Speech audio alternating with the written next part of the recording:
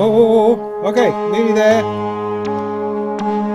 Mustn't get distracted. Do let me know, please, in the comments, which I'll find in a minute. Let me know whether you can hear my voice and the music.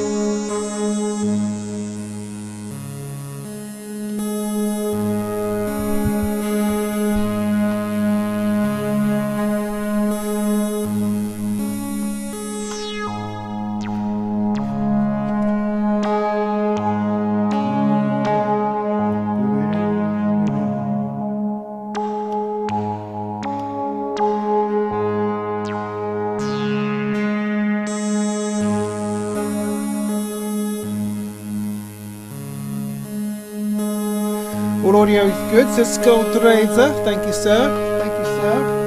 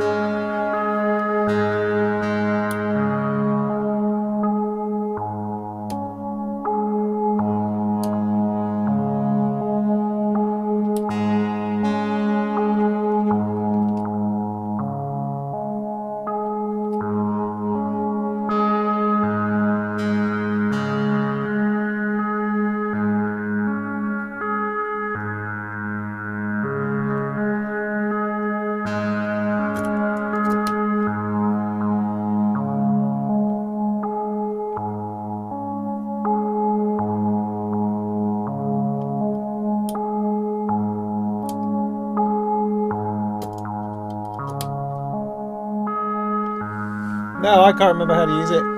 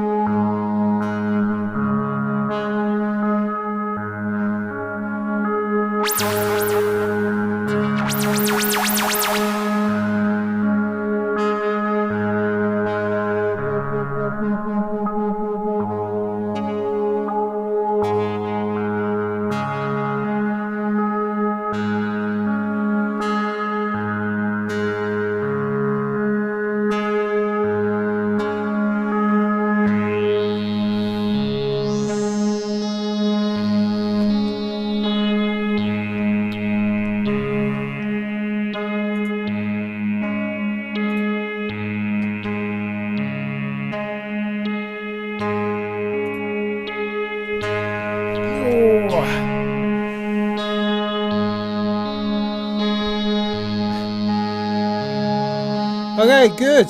Super. Thank you. Welcome.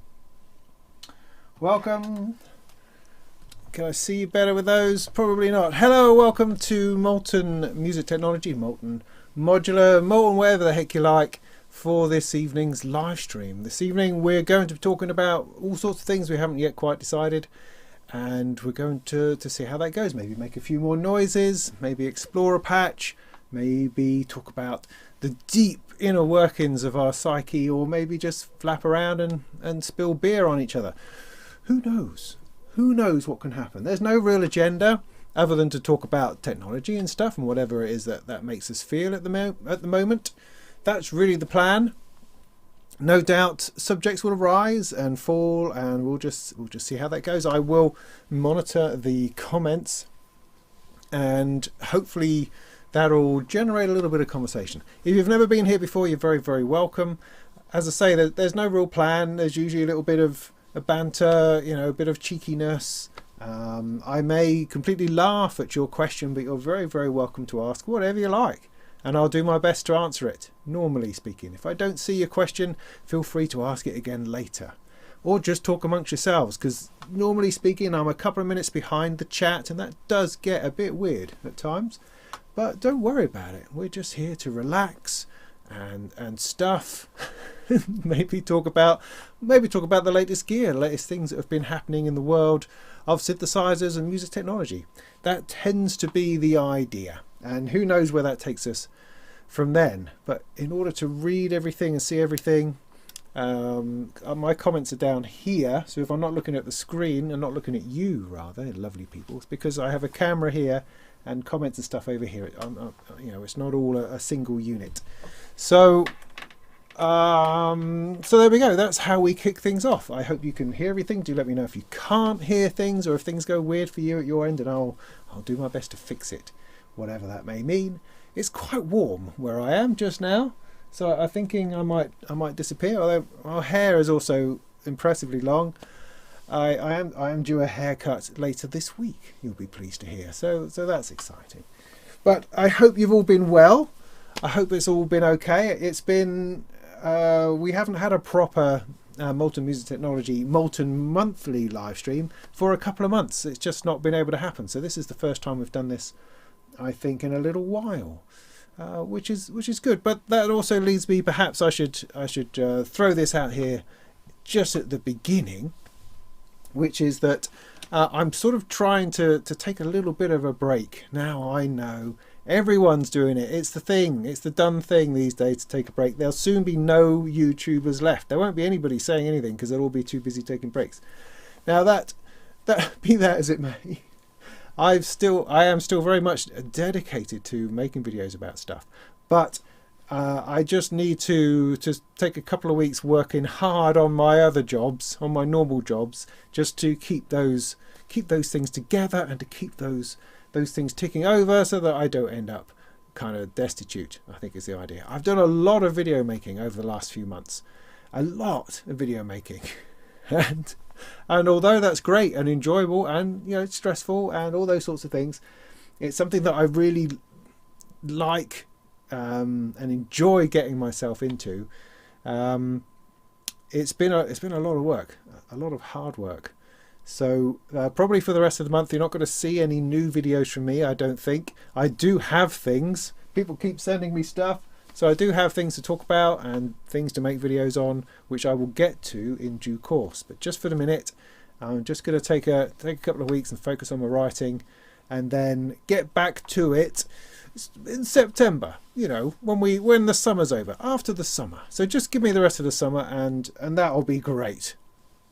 And that'll be great. So if you were planning to send me something, or have just sent me something, that's all right. Oh, I got a box over there. I haven't opened it yet. I mean, that's how crazy busy it's been. But I will get to things. I have exciting things to come, very much, in all sorts of ways. Oh yeah, that's what I was going to do. I was going to put up like a whiteboard and write up things coming up. I thought that might be fun. We could have a brainstorm on what we think we should be doing next. Because one of the things which is becoming more obvious to me is that reviews are great. I like doing reviews. I like reviewing bits of gear. New bits of gear. Here's a new piece of gear. Let's review it and show you what that's about. That's great. I can do that.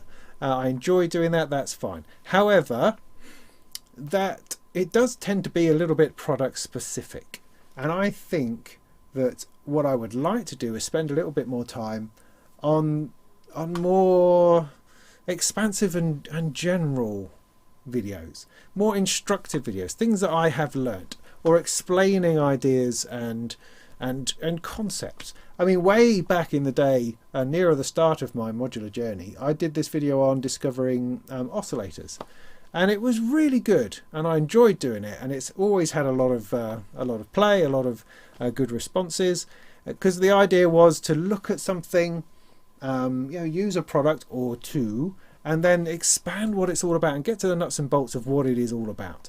And that was a lot of fun. I enjoyed doing that, and I would like to continue that series into looking at things like filters, looking at VCAs even, maybe looking at logic gates, looking at sequencers. So the sort of videos are a bit more generally talking about what these things are and what they can do for us. I think that could be interesting. I do have videos also in my mind about using Bitwig with modular. I've got the optics module, ADAT module coming along shortly, which will be one of the things I'm going to get straight into once I've had my little break, to do a little bit more computer to Eurorack interaction, because I think that will be fun. So those are things coming up, and I've still got tons of stuff to review, of course, always. But it's just a matter of keeping a handle on things so that I don't go completely mad. I think that's important. So moral support, that's good. Thank you, Native VS. You know.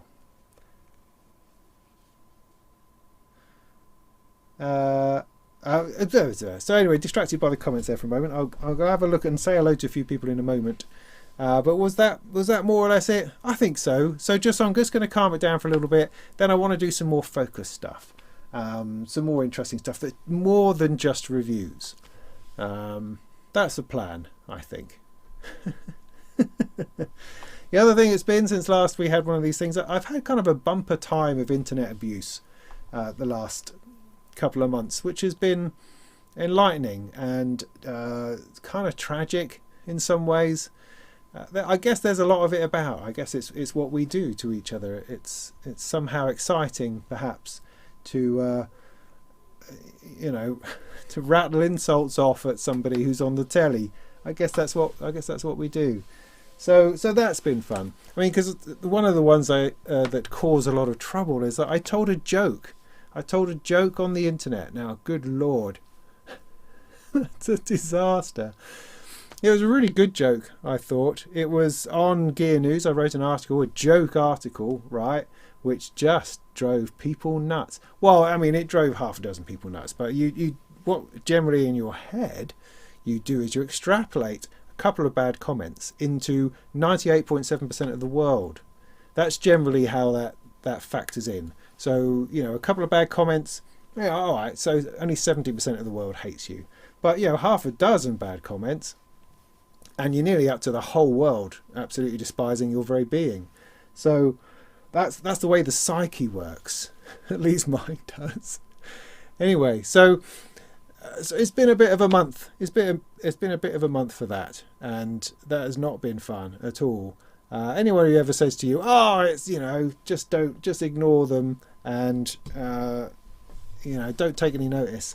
It's difficult. It's difficult not to take notice, because unfortunately I don't think our brains or our souls really work like that. I think if somebody tells you you're rubbish very blatantly to your face, that's going to affect you regardless of who you are or how strong a person you think you are. So if you're out there and you're one of these people who enjoys sending snarky comments to people, I'd just really advise you not to, because you're doing a lot more damage than you could ever imagine, I would say. So just don't do it. Don't do it. What's the point? I don't quite understand what there is to be gained from your voice displeasure. Absolutely, be critical. That's not it. It's not that. It's personal abuse is the thing I can't wrap my head around. Why somebody writing something on a keyboard flows from some kind of Tourette's inspired rant. It's just bizarre. It's anyway. So there you go. So that's another reason why I feel a little bit like backing off a bit, because every time I launch a video, I'm now starting to feel really anxious about it, and I could do without that. So I need to find a happier place, I think. So I'm not dreading reading the comments. Maybe I shouldn't read the comments, you say? Yeah, that would be good, wouldn't it? I could do that. Nice one. Anyway, so yeah, don't get caught up. I know it's easy. It's very easy to say, and I don't mean to dismiss any of the good advice anyone gives, but I've tried really hard to be a strong person who doesn't worry about any of these things. And absolutely, my logical, reasonable self goes, oh, that's just their opinion, and that's just fine. But I have found, I absolutely believe that. What I'm trying to say, I believe that I don't believe these comments. I mean, sure, if someone's critical, that's fine, but the abuse is something, you just move on and take it. You don't take it to heart. However, I have found that my psyche does, you're not one. I am not able to divorce myself entirely from what people throw at you. I just can't do it, and so you end up carrying it and carrying it and carrying it, and then it kind of implodes on you, I find. And that's a real shame. We could really do without it. You know, life is hard enough without having to deal with people hurling abuse, you know. So, well, there you go. I'm not trying to bring anybody down or anything. I'm happy enough. I'm chucking along. It's I just wanted to reflect back that it does make a difference. It does impact people, and I'm finding it more difficult to cope with than I imagined, or have been. So it's been an interesting or rocky time, and so there we go. Let's have some beer, shall we? So be nice out there. That's what I'm saying. Be nice. Be nice. So I've got me mug. Now, okay, choice of beer this evening. I've got, this is in from Oldie. I never go into Oldie, but did happen to go into an Oldie while we were on holiday. And this is something called Half Pipe Session Ale. So that one. And I got a Camden Pale Ale.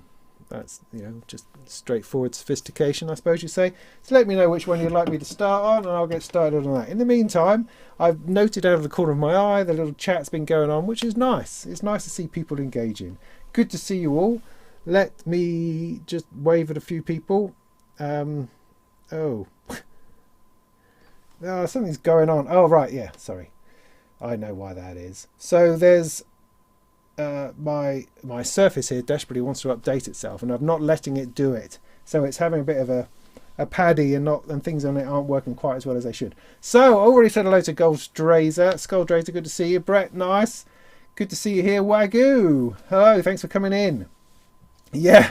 I mean, getting trolls and crickets is a sign of something, that's for sure. I mean, it gets extra bad when you have a little argument out on the internet, and then they turn up in Facebook Messenger and have another go at you. That's a whole other level. Because I did this thing a couple of years ago where, I mean, I don't know about you, but on Facebook I'm getting constant friend requests from people, which feels nice to start with. And I resisted it for ages, saying, no, Facebook, I'm just keeping it to friends and family, blah, blah, blah, the only people that I know.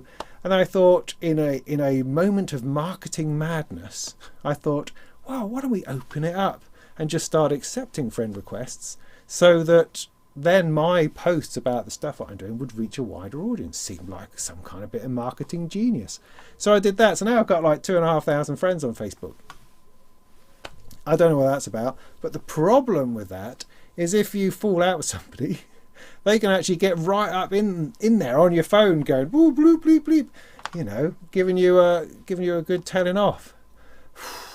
So, so I ain't befriending anybody else. I'm gradually going through, not unfriending people, but possibly unfriending people. So if you have tried to friend me on Facebook recently, then I'm sorry, I'm just not taking any orders right now. And if I've unfriended you, it's probably because you said something stupid on the internet and I just can't be doing with it. So that's all that is. So I just need to let those sorts of things go. That was a bad idea. Anyway, Synthetic, good to see you. Yeah, Mark, bless you. I love you too, mate. That's really nice. Oh yeah, which beer? Camden, says Ken. While I'm with you, Ken. I imagine you got Speckled Hen with you this evening.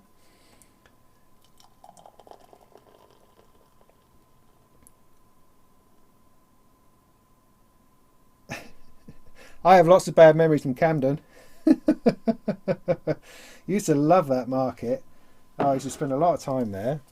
Had this terrible experience at a shop in Camden, on Camden Market, to do with my wife's wedding dress, which we'd asked them to make, and it just all went weird and strange and odd. Now this is a long time ago, 20 years ago, and we had, I don't know. I mean, talk about messing people about when they're trying to get married. Good Lord, did we have some trouble. Anyway, but other than that, I've always enjoyed Camden. I used to go there every Christmas. Living in London, I would pop up there to do all my Christmas shopping and see all the same people, and pop in there from time to time to buy crazy leggings and weird trousers and that sort of thing. apparently that sort of side of things all burnt down. I think I haven't been there for a long time. So if they just make beer now, well, fair enough.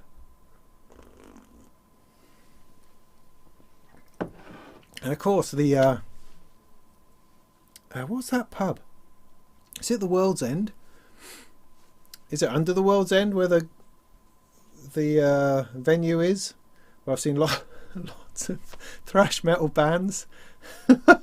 Or is it called Underworld? Oh, can't think now.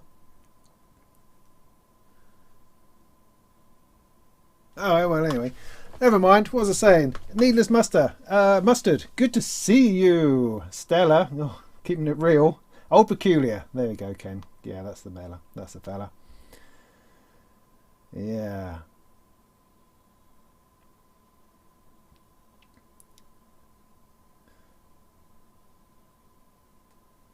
Don't have social media on your phone. Yeah, I mean that's all. I keep trying to use my. It's not going to work, is it? I have to use this. So let me just rewind a little bit, just in case anybody's asked me a really important question. Andrew, good evening. Glad you could make it. I was aware that you weren't going to be able to make the last one I almost scheduled, so I deliberately didn't schedule it, and I've now shifted lots and lots of things just to ensure that you can be here. So it's great to see you here, and I hope it was worth it. Joda Hive, Germany. Good to see you. Nice. Have I got the new Expert Sleepers models coming for you? No, not that I'm aware of. I'm not. I haven't managed to make friends with Oz. I've seen him at lots of things and talked to him a little bit, but I think because I'm forever slagging off the disting, I don't imagine he's ever going to send me anything anytime soon. Which is fine. I don't expect him to. But no, it's certainly interesting to see Expert Sleepers release some analog modules. Now, I've been away, so I haven't had my head in this whole thing for a couple of weeks. So do bear with me if you're talking about things which are, literally the Expert Sleepers thing that I glanced at and then moved on. The one thing that did occur to me is that he appears to be using,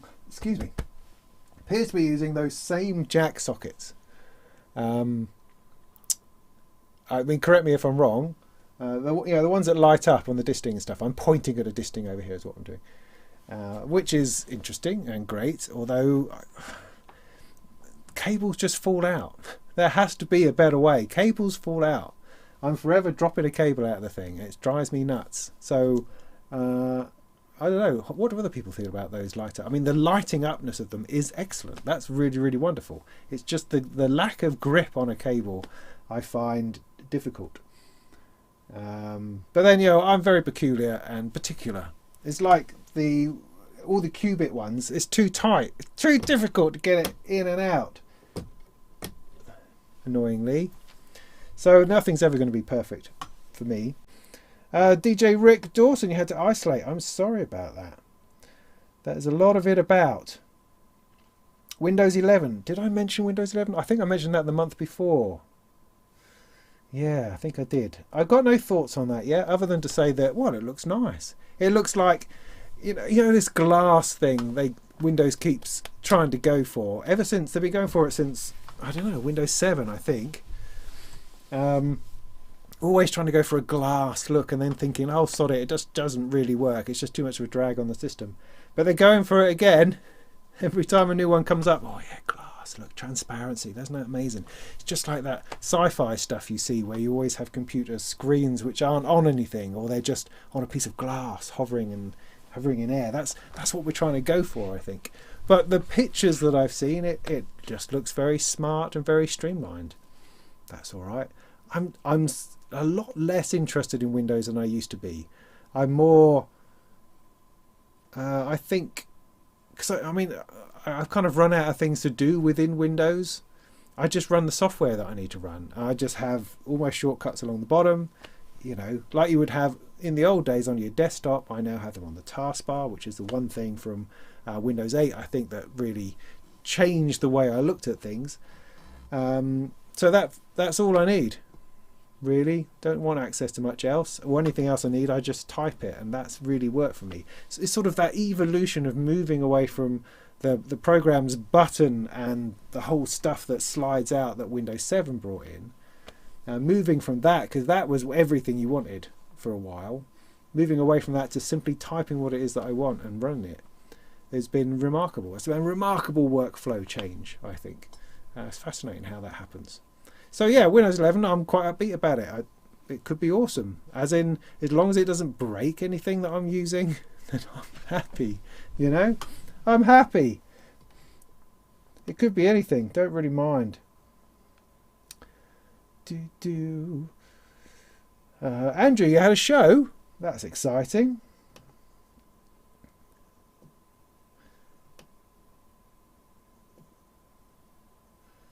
Hey, Synth Addict. Good to see you. Moral support, thank you. Just catching up, hang on a sec.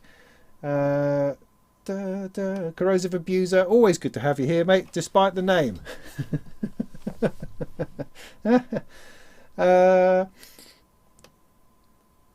Good.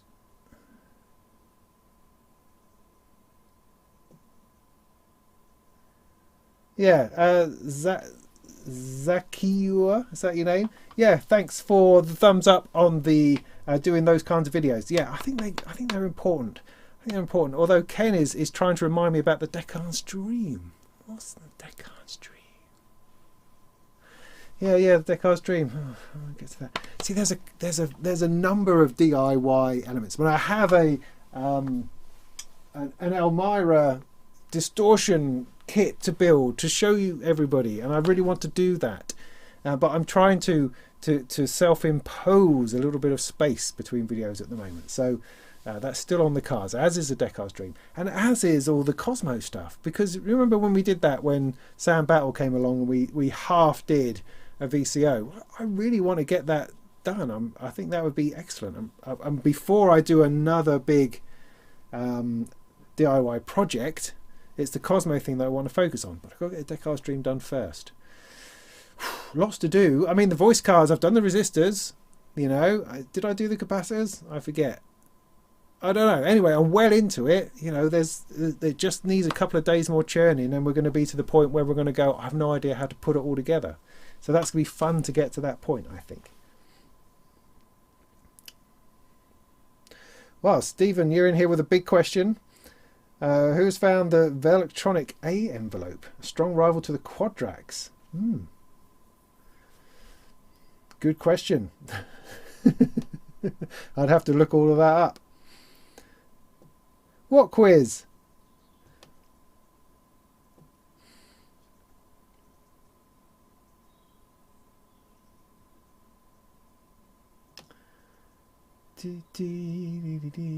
Right, yeah, just coming down. Yeah, I appreciate that people out there who appreciate what I do. That's nice. I do appreciate that, and I'm forever grateful. Forever grateful to the patrons as well on Patreon. We seem to be hovering around the 100 at the moment. You know, we get one out, one in at the minute, which is fun. But I really appreciate any time or any support that people can give me on there. That's brilliant. But yeah, we're not exponentially crashing through the roof or anything. But it's really nice just to have a bunch of people who remind me that I have value. God, that sounds so crap.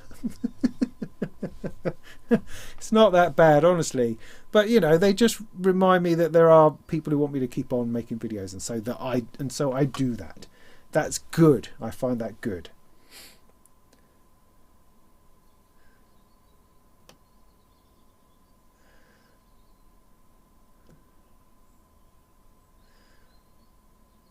Yeah, there were some cockerels a minute ago. They should be going to bed by now, I would have thought.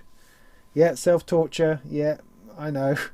But I am ultimately a self-sabotaging person. There is something in me that has this, you know, slightly controlled desire to trip myself up. I always sort of self-sabotage and always breaking things that I don't need to, or just somehow something in me just wants this thing to fail or this thing to break or not quite get to where I could be going. It drives me nuts sometimes. I can almost see things. It's like, I just need to be doing that, and then that will work out, rather than sitting here watching it unravel. It's weird. Our psyches are strange animals, and I think I'm very fortunate that I'm able to rein mine in enough to hold down a job and a wife and kids. Whew. Heck. What am I doing? Let me drink this bit first.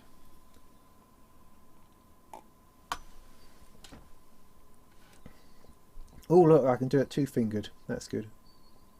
Oh, back to the Camden Brewery again. Camden Pale, yes. Oh, honestly. Okay, back. It's skipped to the bottom. We'll go with that. Will I visit the museum? God damn it, that's right. It couldn't be further on the edge of the country. It's like, I absolutely assumed, right, that the Look Mum No Computer Museum would be in, Shoreditch or cool East London somewhere. I absolutely assumed it was in somewhere in East London. And no, it's out in bloody Ramsgate. Where's Ramsgate? It's like, where is it on Google Maps? Which part? Oh, it's down here. Oh, right round that corner. God, flipping heck.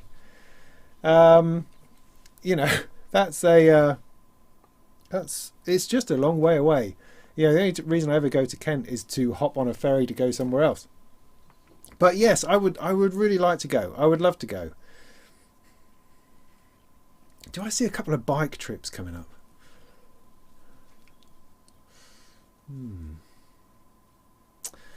I wonder. Yeah, no, very much like to go. It looks fascinating. A couple of hours fascinating. Not an all day fascinating, maybe. But I think he's done a brilliant job. I can't believe he's doing it. It just seems like a huge amount of labour, manpower required to make all that happen. But extraordinary. He's had this idea and he's going with it, and it looks amazing. I wish him absolutely all the best with it. It just seems superb. But it's like, I'm expecting him any moment to be catapulted to the global stage. I mean, he did that Lego advert, and I don't know if everybody watched the Lego. What was it? It was a Lego event that was on the telly. Was it a championship or there was some kind of Lego thing. We watched it on the telly with our kids, and it had the turntables on it that Sam had built. He'd put them together. It had some llama doing the mixing, doing the DJing. And I really thought they were going to show a bit of Sam building it, and they didn't. It's like, such a missed opportunity. He really could have done with a little bit of a bigging up, because he did all the work. He put the thing together and made it work, So, but anyway, so I think he's going to be on to greater and greater things before too long. Synthfest. No, I haven't heard anything about Synthfest. We can talk about shows for a little bit. Somebody asked about DivKid.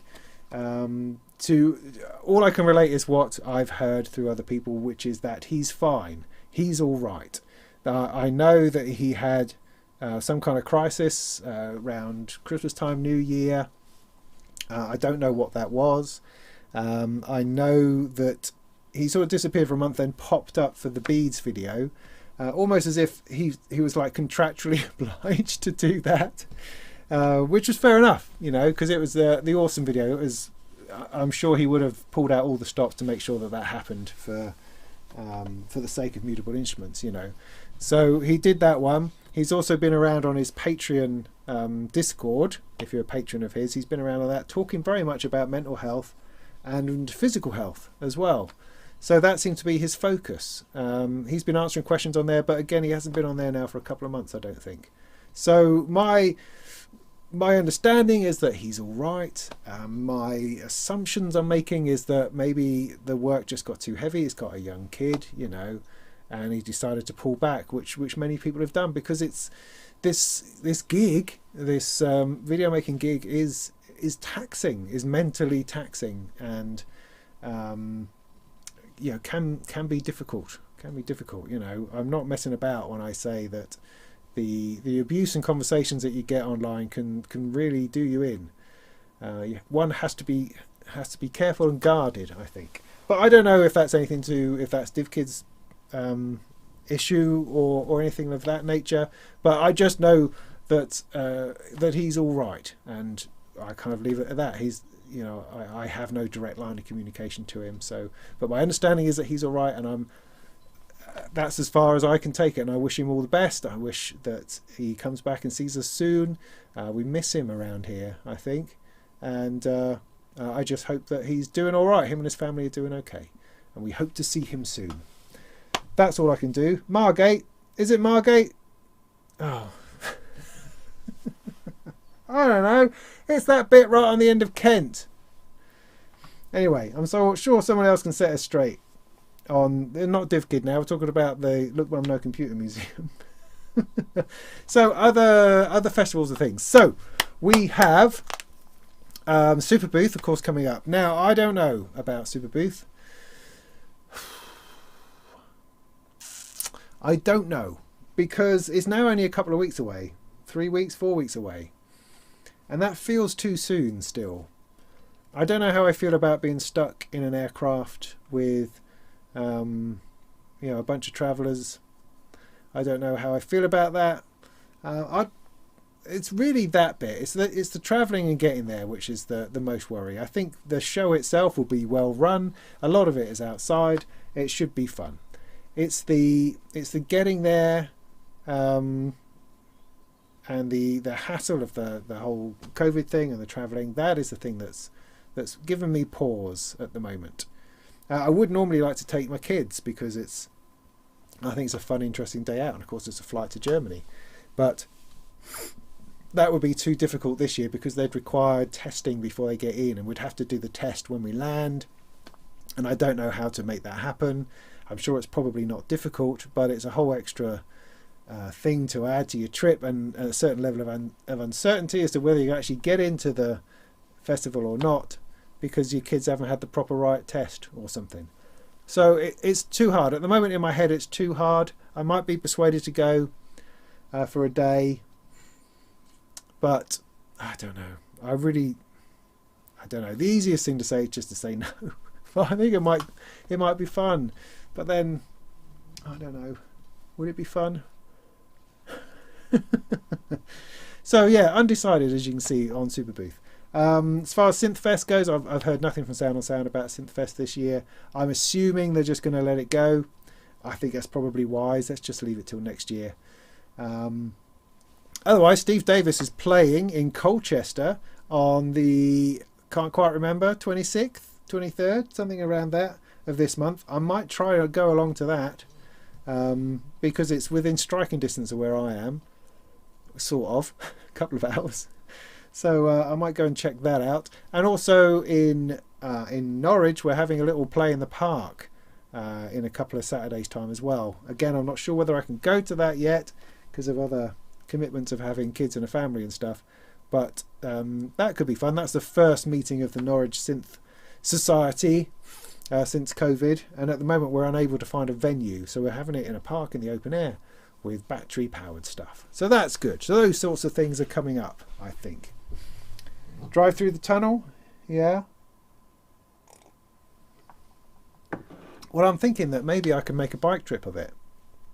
I could go through the tunnel and then ride my bike to Berlin. I mean, how long would that take? I mean, I could camp. I've got a 4-man tent. That's going to be quite big on the back. I have to get some panniers. I don't really know if I have the money for that. But I could just make a bike trip of it. Just myself, bike to Berlin. That could be fun. I'll look into it, right? I'm a bit too old to be doing 400 miles a day. So, but it might be good. What case? Ian, what are you talking about?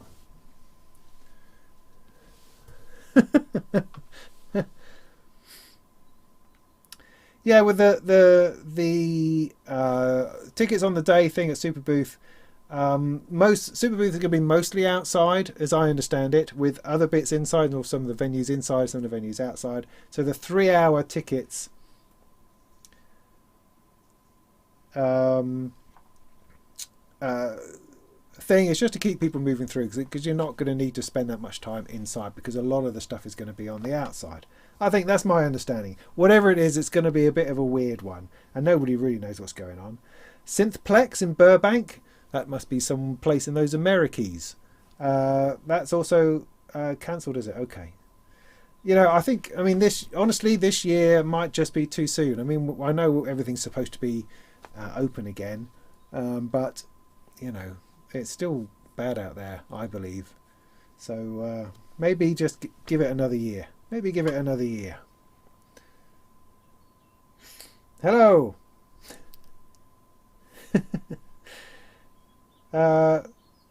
What did somebody else just say that I just glanced at and then missed? Do.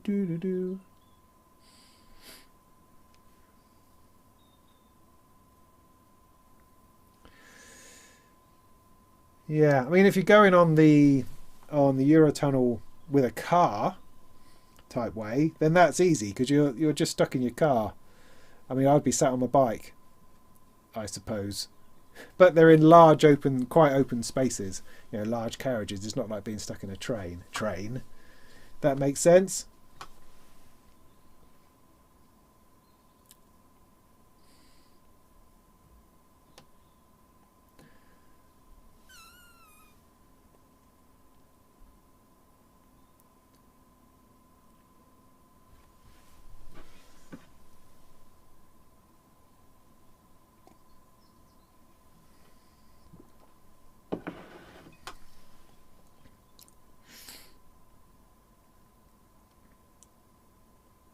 Ferry, yeah, maybe.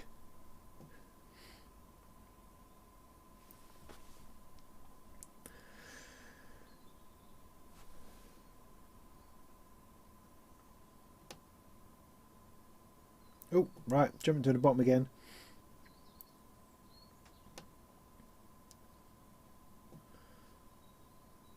That Eurorack case that came in as raw wood. Yeah, are you able to see that?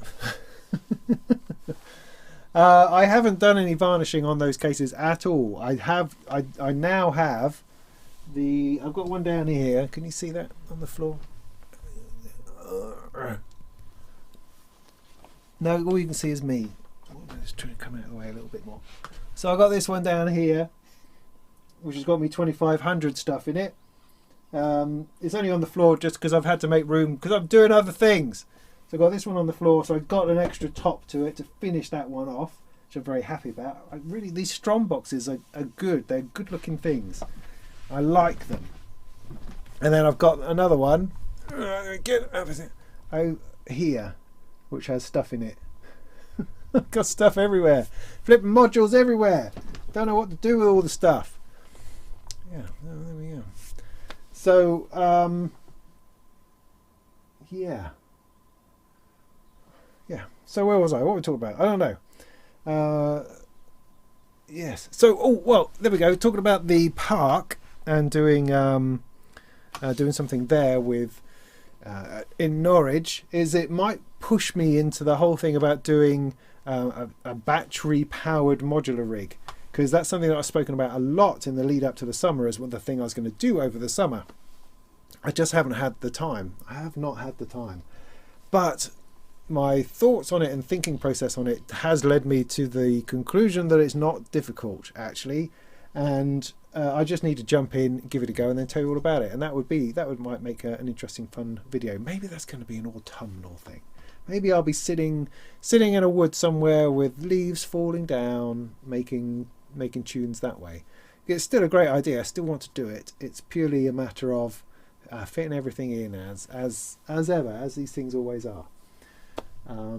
So yeah, if you're still wondering about that whole portable mobile modular thing, then it is definitely a plan of mine to do, and I have the motorbike now, which was part of the plan, to ride off with the modular on my back and a battery and make that happen. So that is still going to happen. Again, it's just time and space and all those sorts of things.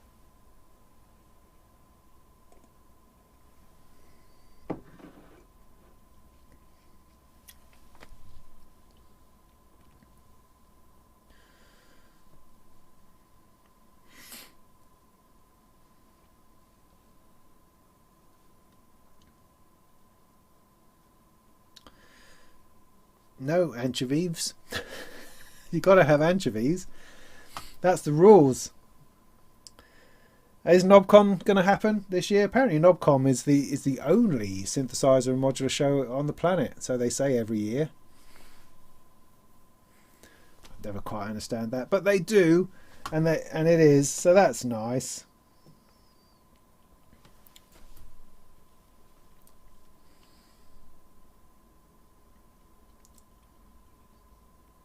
What?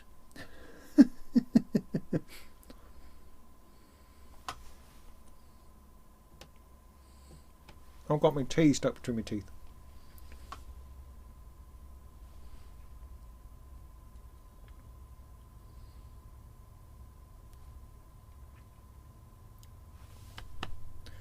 Good. So what's up? We've been through all the news and all the bits and pieces. So what's up with you, or what would you like to talk about? What should we fill our evening with? We've done nearly an hour already of just inane chat about bits and pieces, which is nice. Is there anything particularly interesting that anybody wants to bring up? Anything that I've missed in the last couple of weeks that we want to talk about? Do you want to talk about the polycinematic, for instance? That was quite interesting. Do you want to talk about the Wavephonics system I did a video on? That's been quite interesting. It's been quite interesting because Jason, is it? I forget, get people muddled up, from Wavephonics was quite involved in the commentary on YouTube because people were throwing questions out there. One of the questions seems to be about the case. Let me just grab it.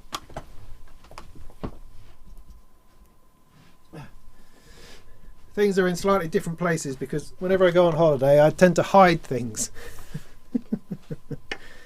So yeah, this is what I'm talking about, the Wavephonics W314, I think they called it, didn't they? Yes. Which is the idea. It's just a selection of their modules put into a case as a synthesizer. So it's a complete modular system with a pair of analog oscillators, a wavetable oscillator, VCA filter, blah blah blah, all the usual sort of stuff. And I'm going to be reviewing it for Sound on Sound, as well as having done my own video review of it, and it's very cool. I mean, the modules are excellent, I have to say. I did get a little bit in a muddle with the pricing because I kind of took the pricing on the website to be including VAT, and actually it was excluding, which was a bit of a shame from my point of view, because I gave the impression that, core bloody hell, this is good value, when actually it's not core bloody hell. It's kind of, oh, it's good value. It's good value. It's not core bloody hell good value, but it's good value. But it's been interesting how Wavephonics have reacted to people's comments, which has been great. It's good to see that. That's the whole reason why boutique manufacturers can be completely awesome. Is because they can be right on it and change things in an instant. So people have talked about the case that they've not really liked it. Some people, obviously, because as I said, if somebody puts in a bad comment or two, that usually equates to 70% in my head, as I say, which is obviously nonsense. But just to let you know that it is a really nicely built case. The finish on it, on the edges and the corners and the block on the bottom, it's all really very, very well put together. Lovely it is. And this is the one that's been knocking around their workshop. So yeah, I've got absolutely no complaints about the case. Now I appreciate that you have this gap here at the top and the bottom, and for some people that's a disaster. But not really for me at all. In fact, it seemed right, and well, not right. It was not it didn't enter my head as it being a problem. It sort of frames it quite nicely. I mean, there is a glow that you get behind it, but it's not quite enough of a glow to make it ooh, but there's a bit of a glow. So not a major deal really, and I don't think it looks unpleasant at all. Why is it not exactly right? I don't know. It was just a decision that they made. So there we go. But it's not a flimsy rubbish box by any means. But I think that they are probably going to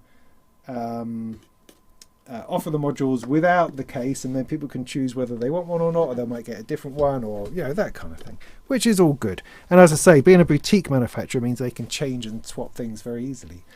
For instance, they took my comments about the mixer, because the mixer is a 6-in 1-out mixer, or 2-out actually. There's an out and an inverted out, but so you can mix 6 things into one, but you can't take anything else out of it. You can't break it down into smaller mixers. But now they've changed it, so they've now put in a 6 to 1 or 2 lots of 3 to 1, which means you can now split out the analog oscillators and the digital oscillator with the sub bass as 2 separate entities, which I think is brilliant and well worth doing. Again, you see, this is the coolness of the boutique manufacturer. Now, somebody's saying to me that it's only 760 quid now. That seems extraordinary, but I don't know. I don't know what the price is. I'd need to look into it before I could possibly comment anymore. But all of Wavephonic stuff, I've had quite a few of them. I mean, they've been very generously sending me bits and pieces to try out, and they are all great. Well built, nice, plain, minimalist, high quality, and good prices. It's very Doepfer in that way. It feels like a posh Doepfer because it has this more vintage. It's like the Doepfer in black, the vintage panels that you get. It's sort of that sort of vibe. But these are great. Made in the UK, sound excellent, got no complaints, and are really well priced. So impressive stuff. So I hope to be talking more about that soon. Gap for airflow. Yeah, maybe it's for airflow. Ventilation. Yeah, it's not a problem. But if you hate the gap, then buy the modules separately. See that as a different idea.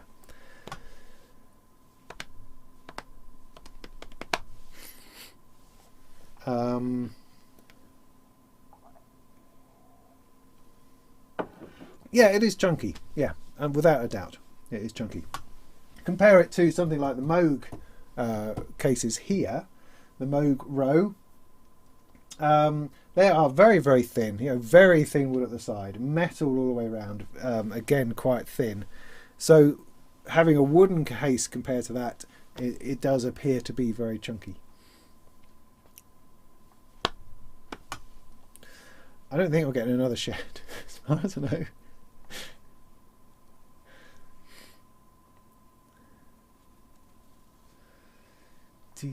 Bops is selling a Mini Korg 2. Get in there quick, I would, if I were you.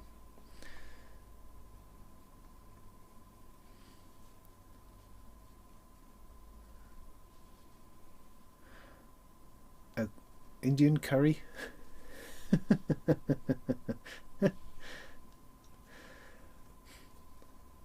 Okay, cool. So that was that. What else have we got coming up?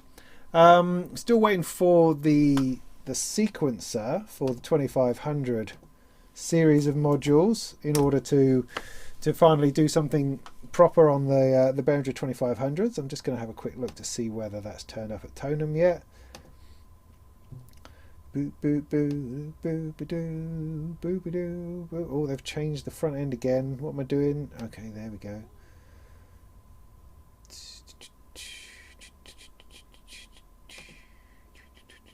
Newest products.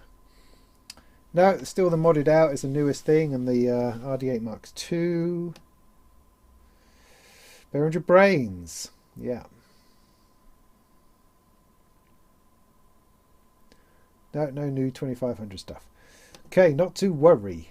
I've lost my chat. Where's my chat? There she is. You've got 6 2600s. That's amazing. That's a lot of 2600s. Oh, 2 of them. Oh, okay. Fair enough. No, that makes more sense. Yeah, it's interesting, isn't it? I mean, 10 steps seems to be well out of favour. Because if you're not reading the chat, not following along at the moment, the sequencer that Behringer have taken the sequencer from the 2500, the ARP 2500 big modular system, and are releasing it into Eurorack, and they've done most of it, but the sequencer is quite interesting because it was a 10-step sequencer on the original 2500, and which makes you go 10 steps. I mean, what kind of what kind of uh, time? What kind of time? Time? God, I lose words out of my head. Time scale? Time signature. Thank you. Time signature. Would that be in? I mean, I have a sequencer here, the Lattice from Tenderfoot. Great little sequencer. Very good basic sequencer. In fact, I have two of them, weirdly, because he did a slightly updated version that he wanted to send me. And they are 12 steps. Or three. You can go horizontal and go sort of 4 3-step sequencers, and 3 4-step sequencers going the other way. Quite clever. And you can step them on. And then nice. Anyway, so 12 steps. And what I found in using a 12-step sequencer is that it just introduces this variation, that you're doing a bar and a half is what it feels like. So you're doing 8 steps and then another 4, and then it's repeating at that point. And it does create a really interesting vibe. I like it a lot. So I'm not adverse to having more than 8 steps or 16 steps, or for something to be divisible by 8. I think it can be interesting to have more steps. But to have 10 would feel weird, I have to say. But who knows? That could create interesting things. I'm probably not musically sophisticated enough to properly appreciate 10 steps, I don't imagine. So it makes sense, I suppose, for Behringer to make it an 8-step sequencer. And the fact there's 3 channels of it is quite interesting. So it's an interesting module. It's huge, far too much HP really, but waiting on that one. There's another one we're waiting on as well, but I can't remember what that is now. Probably something that none of us understand. But yeah, I mean once we've got all these 2500 modules together, I'm probably going to put it together and give it away in a prize draw. Well, I don't know, I might do. Seems unlikely. What I'd love to do is to start some kind of modular charity, some way of using all the excess stuff that I'm very fortunate to be sent from various people to somehow make that available. I mean, Sam's idea with his museum is pretty good for that, but it's now, it's sort of like I'd like to do a tour of schools or something, or take it along so that people could use it, or to lend it out.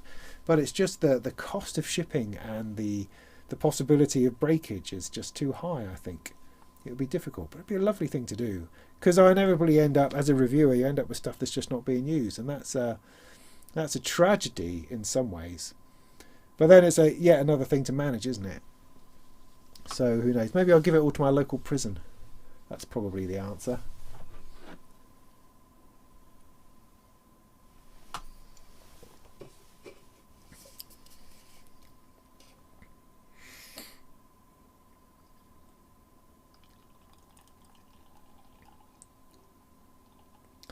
Yeah, AM Synths is getting back into his own action now. He's had a few things coming along, and Rob Keeble, and yeah, looking good, looking interesting. I mean, he'll never be able to do the pricing or reach that he did with the 2500 modules for Behringer, but good on him for doing that and stepping away and going, right, I'm just carrying on with what I'm doing. Great, all power to him. It makes you wonder though, doesn't it? Because there's a few faces, a few legends within the industry who have worked with Behringer, and you do wonder what they get out of it, and whether they feel it was worthwhile, or whether they feel that they were adequately compensated, or whether they got out of it what they thought they would. Because we had there was a Japanese synth maker whose name escapes me, of course, who set up sort of a research lab in Tokyo for doing synthesizers and stuff. I have no idea what's happened with that since, whether that's been part of what's producing their polysynths, or what's going on with that. I mean, because much of the work is still being done in Manchester at the Midas place, at the laboratory there. So I don't know what's going on with that. Same with Dimitri and the Polyvox. Is that a collaboration which is going to do great by both parties, or is it the threat of Behringer doing a Polyvox, and so your man thought, well, why don't I get in there first to see if I can help with that, and maybe have some of that notoriety, or make it official or something. I just wonder what they get out of that, whether it's a good experience or not. I'd like it to be a good experience. I'd like that to be a positive thing, because it's the sort of thing I'd like Behringer to continue to do, to work with the originators of the products, just to give it a more authentic edge. You know, I like that. I think it's a positive thing, and positivity is good. Positivity is good in most respects. Community modular, yeah, nice idea, Andrew. It is a nice idea. It makes you think that it has to be possible, doesn't it? It has to be possible, but how do you make it possible? I mean, if you have a space like a university that people can come to, then yeah, that's ideal, because you can maintain it there and then allow people to come in and play with it. Because the other thing that occurs to me is, how would schools actually use it? You know, yeah. If you gave every child a synthesizer on their desk, what would that achieve anything? It might inspire one or two people, but I reckon most people would just go. I mean, I remember music lessons at school. We all had little Casio keyboards, and well, before that we all had xylophones, right? But then, by the time I was finishing school, we had Casio keyboards, and it didn't really inspire anything. Particularly very much, because you've got to change the nature of the syllabus in order to make those sorts of things interesting. It's like, playing with synthesizers with my own kids. They think it's interesting, but not interesting enough to want to devour these things like I did. When I was their age, I would have given anything for these things. But I think synthesizers are a difficult thing to see the value of until you're at a level of musical sophistication, perhaps, is that something to say, where you start to understand why the sound's doing what it is and why that's interesting. But that's the same for any musical instrument. A lot of kids don't really appreciate any musical instruments, and they don't hear them within the music that they're listening to. They just hear the music. It's difficult to pick out individual instruments until you start actively looking for that, if that makes sense. I don't know if that's actually true, but that seems to be true when talking to my kids, when I say, no, that's the guitar, and they go, or that's the bass part, and they're trying to listen for the bass part and not really understanding what it is they're listening for. So synths and education, I don't know, because you don't want to have to keep explaining it all the time. I don't know. But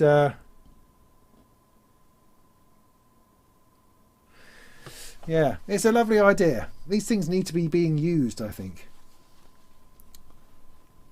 Oh, sorry, it's Vlad Kuzmin. There you go, not Dimitri. I got that completely wrong.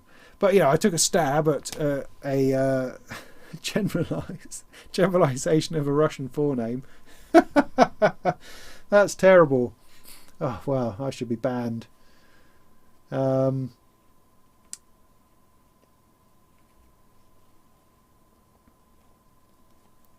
Yeah, Ken, I think that's not a bad idea. I think that would be good. I mean, what I think I need to do. Oh no, I don't know. I mean, sending out individual modules is obviously cheaper and easier and more protected. But then that's lots of trips to the post office. Is that a thing? I think that's a good idea. I think somewhere, because one of these days I'm going to produce something for patrons which actually gives them their value for some of their money. I think if I'm able to calm things down a bit, I will perhaps make a list of modules that I have that I'm quite happy to send out on loan to people. And if you're a patron, then you can loan it. Maybe that's the thing. That only just requires a spreadsheet, doesn't it, and a box to tick. That's got to be possible. It's just the cost of sending things out to people. Don't know. It's a thought. It is a good thought. I like that. I like that.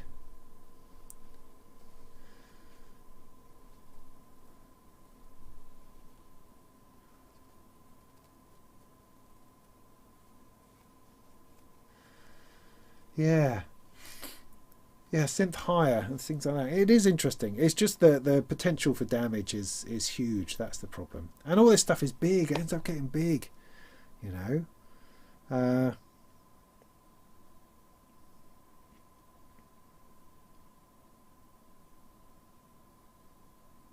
Well, I suppose the answer is that you set up some kind of online tutorial place where people put down £1,000 and you send them a modular system that you then teach them how to use. That's the answer. And then if they want to keep the modular system, they spend another £1,000. Maybe that's it. Maybe £4,000. Anyway, Wonky Robot asks, if I had to pick your favourite module, which would you choose? It would be this one. All right, I can tell. I'll give you a few because I think single favourite module doesn't really work because they all do different things. So, you know, if you were to pick your favourite guitar, that's the entire instrument is there. Whereas I could pick my favourite rack of stuff, perhaps. So it doesn't really work like that. But a few things which I really, really like are mostly in this case, because this is what I'm trying to make my kind of gigging case. I don't think there's quite enough. I mean, even Milo Melodies is now spilled out into 2 cases, you know, and he's the man with this kind of thing. So, but I think with the polycinematic in here, that could be the game changer. That could be the thing that fills in that space. So things that I really love about this particular arrangement of modules. The 8-step sequencer from Wavephonics. It's just brilliant. It's simply brilliant. Let me just turn that down. Ooh.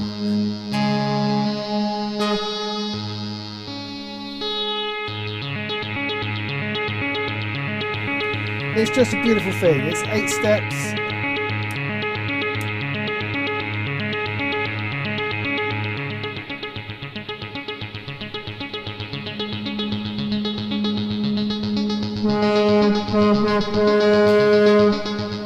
I'm liking that in the background. I'm just going to pull that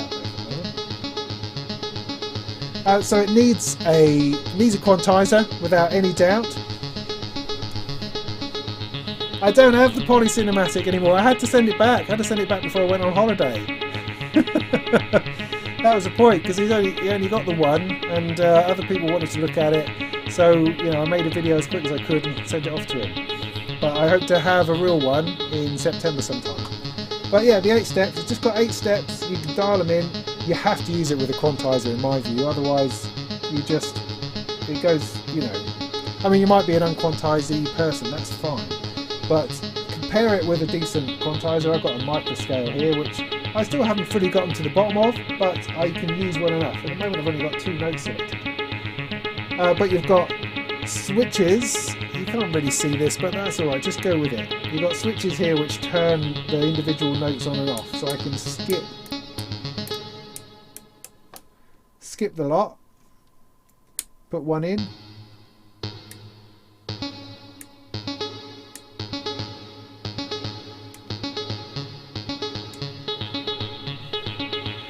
and just that simple act of being able to skip a note as it's rolling through it's simplicity, it's minimalist, it's easy. And the other thing you can do is reset, so you can move one of the switches across and then it just rotates like 3 notes as it is now, or 4, whatever you like, you know, whatever it is like with those 8 notes. And I'm finding that I can just find really nice little rhythms and melodies with it without, you know, effortlessly. It's got 2 outputs, I can't remember why. It's got some glide,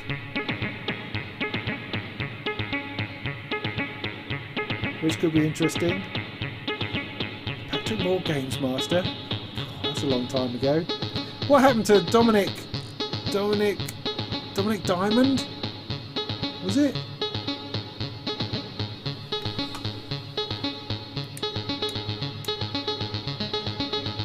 So anyway, so that's a favourite. Other things which are favourites is I'm really enjoying the grit filter. I've been enjoying the Jove filter for a long time, but I've also really gotten into the 2140 low pass filter from Wavephonics. So you want to do a filter comparison video? I think that would be interesting.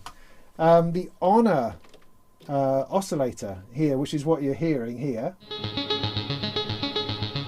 is just excellent. I love it. Is that going through the joke? You can see it.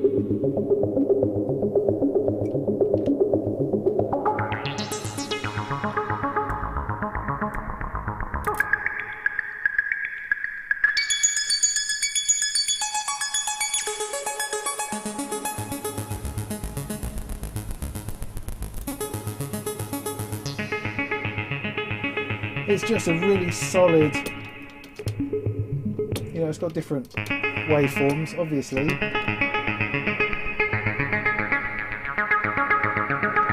I really like that one in particular.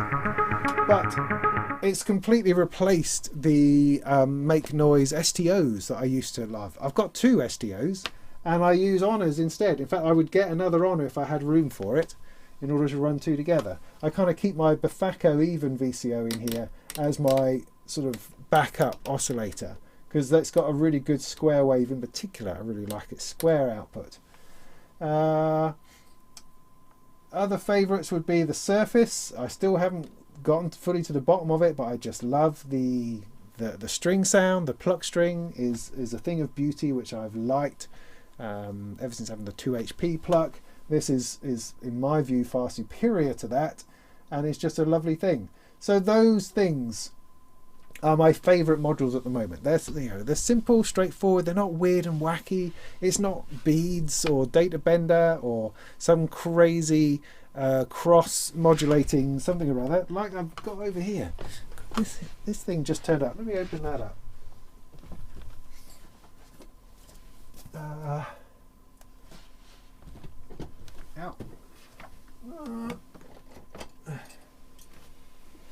Because I think this is right. I've got this right. Yeah, Cosmotronic sent me this very, very kindly. They've been working on it quite a while. I saw it at Synthfest a couple of years ago, I think, first of all. And this is kind of unfortunately just turned up as I'm trying not to do videos. But I will get to it, absolutely. Let's have a quick look at it. But as I say, there's nothing particularly complex in what I find I use all the time. In fact, yeah, the simplicity, the basic building blocks of a synthesizer is kind of what I like, rather than the weird stuff. I mean, weird stuff is fun, don't get me wrong, but it's not what I use all the time, and I end up forgetting how to use them. Oh, that's really nice. Really nice little blank there. A couple of stickers. Now this is still a prototype. I hope I'm not breaking any rules. I don't think I am. Maybe I'll just have a quick look right on Cosmotronic's website to make sure I'm not revealing something I shouldn't be. Cosmotronic. I still got the Delta V on there, the Cosmics. No, I'm pretty sure this has been announced. Pretty sure it has. Oh no! I know. I'll go to Gear News, right?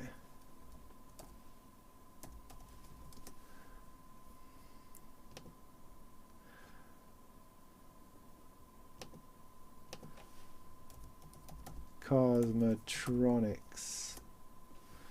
I spelled that right. Now this is a prototype, so I don't mean to hang on to it any longer than I need to. So maybe I'll secretly do this. Is that actually looking for anything? It's not, is it?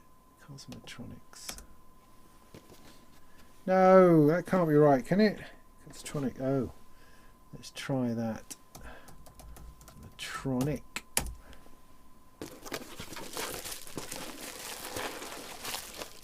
But this arrived just as I was going on holiday. Right, I'm not going to show you anything.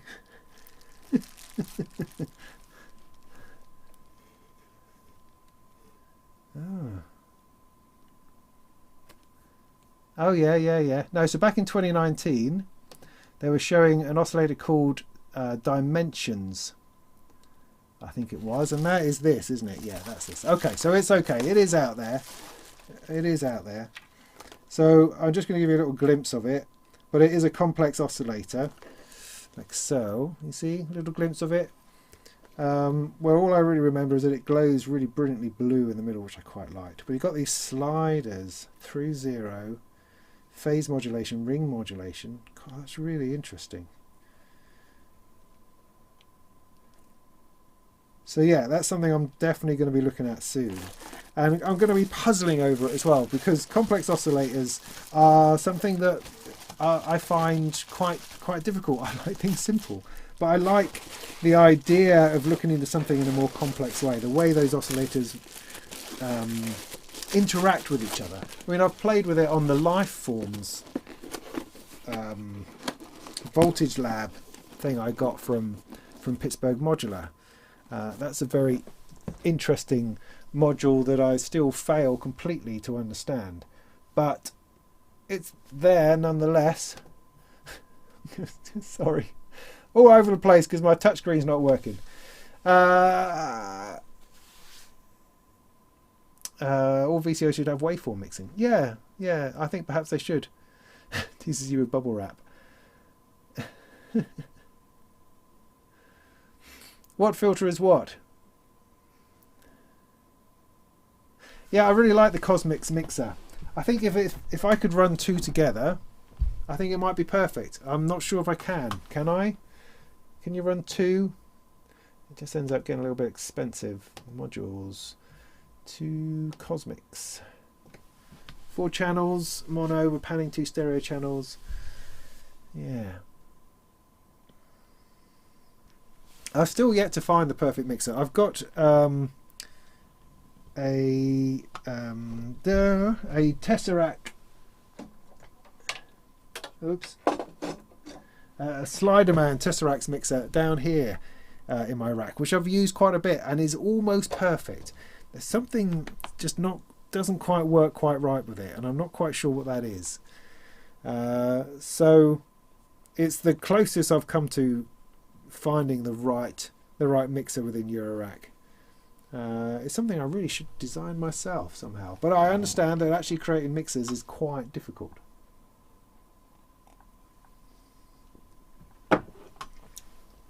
And I believe you.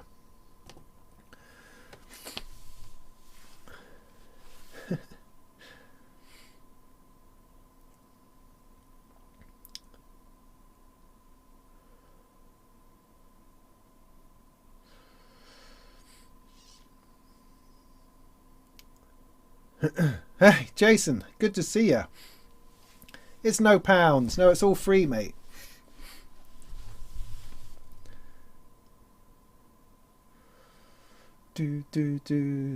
So, Mr. Jervis, then, would you be interested in a bike trip to Superbooth? Could we do that? As long as you promise not to go very fast.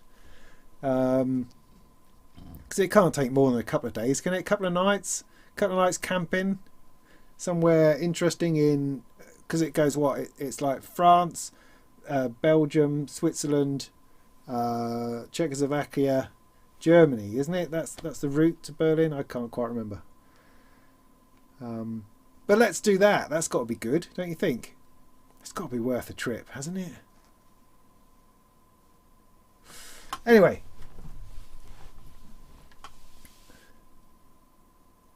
Martin, thank you. Okay, that's put myself better again.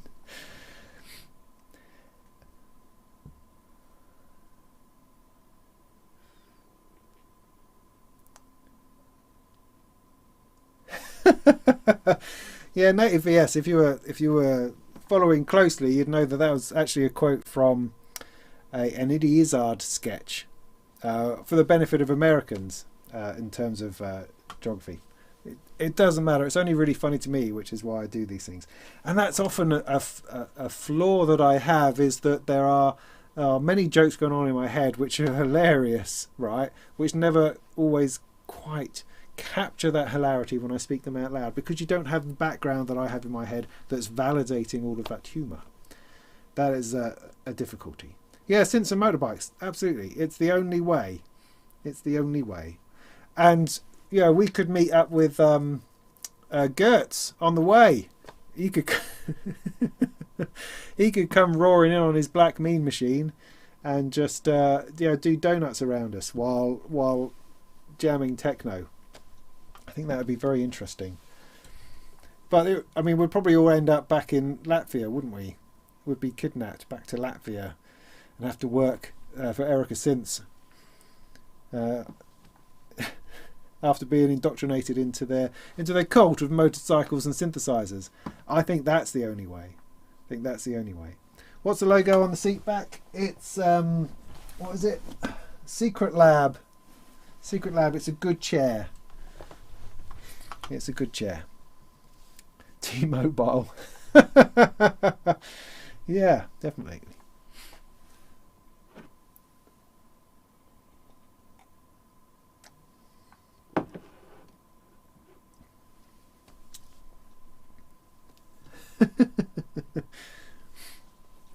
Hanging Gardens of Babylon, Switzerland.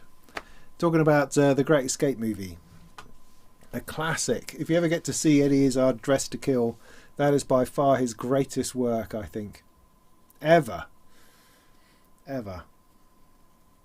No, it's not a bad thing. Being kidnapped by Erica Synths, I think, would probably be the most awesome thing that could possibly happen to you. It's like, I don't know about you, but I'm right in the middle of a lot of teenage sci-fi at the moment that our kids are watching on the telly and reading as well. So it would be like being indoctrinated into Dauntless on Divergent, which I know all about now, of course.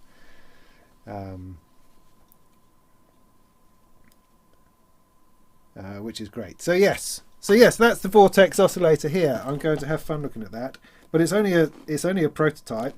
So it's not fully finished. It's interesting how sometimes these things take a long time. So it's 2019. I was looking at that at Synthfest. Cake or death. Yes, thank you for flying, Church of England. Cake or death. All right, I seem to be getting out again. So yeah, so 2 oscillators, so I can work out. I seem to be going back in time to this thing. It's got sync between the two.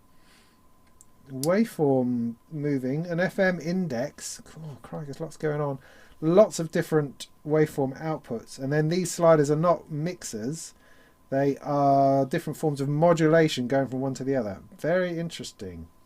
Has a main output as well. I appreciate a main output very much. Yeah, so expect a video on that in a couple of weeks.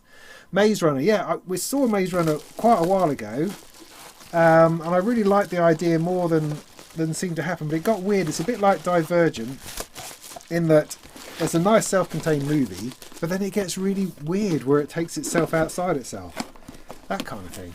So it's been quite weird because my oldest has been reading the Hunger Games, and so he's been wanting to watch those movies. So we've been watching those movies meanwhile he finished reading Divergent, so I've been reading it over the holidays, and now we've been threading those back in as well. So we've kind of got this strange hybrid of Katniss in Hunger Games and Triss in Divergent, sort of swapping roles as to who's doing what and which faction are we in. Oh no, it's the Hunger Games. Which faction? Oh no, she's from District 12 as opposed to faction. But then will she be erudite or would she be Agamemnon? No, Aggregation. Indeed, you see. And then there's the guy. There's the drummer guy in Divergent, always messing things up. And is he a good guy? Is he a bad guy? Or is he just there to play Whiplash drums? We just don't know. Or maybe is he the guy from Fantastic Four? Not sure. See, it gets confusing. And then Tobias, is he the guy from Smallville? Was he in Smallville, or is he something else? Because he gets confusing. And then I was having a conversation with my wife over what happened to the actress who played Triss, whose name forgets. She's got a slightly interesting name. And then Instagram suddenly started feeding me trailers of her being in all sorts of movies, which gets a bit scary. So yeah, fun. Fun. So yeah, I'm well into all of this this teenage sci-fi at the moment, which seems to be a lot to do with things in your stomach, whether it's flowers or stones, emotions, knots. He looked at me, and the stone inside my stomach slowly started to unravel into the petals of our blossoming something or other. Lots of that going on. Bit too much snogging for my younger ones, I think. Anyway, this has been an interesting diversion.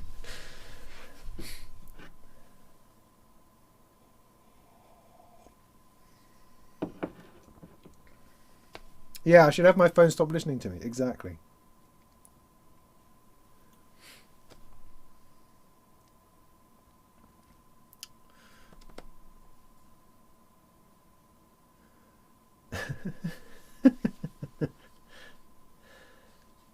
Yeah, it's a meaty module. So, well,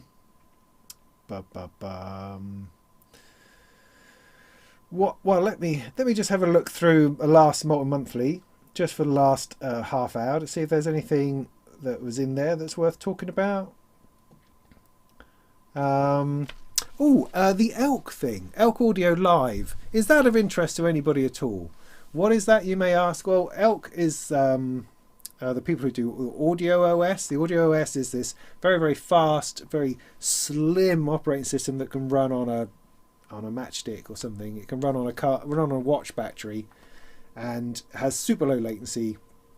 Could potentially run VST instruments on a Eurorack module. It's a bit like the Daisy platform, but a similar thing to that, if you know what I'm talking about. But they last year, just as we're in the middle of all this COVID thing, they came up with this super low latency box, which is going to route your audio over the internet, so you can jam in real time with other people online. And it seemed remarkable, to the point of it being, this isn't going to happen really, because we'd already been fooled by that Microsoft thing where they pretended to make that happen and then didn't. And it was all pre-recorded, which is a shame. But this claims to be able to do it, and has videos of people playing saxophone and someone else playing drums 100 miles away over the internet, that kind of thing. And it seems very, very interesting. Their biggest problem has always been that they don't really have a product. They may have an audio OS, they may have a concept or a platform, but they've never actually managed to quite get out a product. Now, they had Steinberg's Retrolog running on a hardware synth. That was one of theirs. It was an example of a product, but it wasn't actually a product they were making. It was just kind of an idea for a product that somebody else could make. They seem to not have the balls to actually commit to making an actual product that shows off what their stuff can do. However, this Elk Live, which has been through a few name changes in the past year, was a real possibility. However, they refused to show us what it looked like. I kept asking, and all they would show us would be beautiful people jamming together with some mysterious cables, but there's no sign of what those cables were going into or what it was all about. But now they have finally released the box. And they told me that the reason they weren't showing it to anybody is because it looked really crap and was just something like held together with bits of sticky tape. And they didn't want that to be the lasting impression people would get of this nice piece of tech. So anyway, now they've done this thing. They've put it together as a box. It looks like it's a yellow box thing with ins and outs. And the idea is that this set sits plugged into your router. All your audio connections go directly into that, not through your computer or anything else. You just plug your microphone directly into this little box, and that minimizes the latency by then shifting that over the internet to another box at the other end, so that you can monitor in sub 10 milliseconds kind of latency, depending on how far apart you are. Obviously, if you're on opposite sides of the world, that's going to be different. But if you were jamming with people relatively within your same time zone, then you can realistically get sub 10 millisecond latency jamming, which is good enough, down to very, very low figures. And there were certainly people playing drums and people playing instruments alongside, more than 2 people, 3 people, 4 people. And that's when things start to get really interesting. But is it a little bit too late because everything's starting to open up again now? Or is it something which could continue to be interesting? I don't know. Any thoughts on that? I'll throw that one in there. And while you're chewing on that, what else is there from this last month. I thought my pronunciation thing of the Heimdall braggy modular thing was quite genius.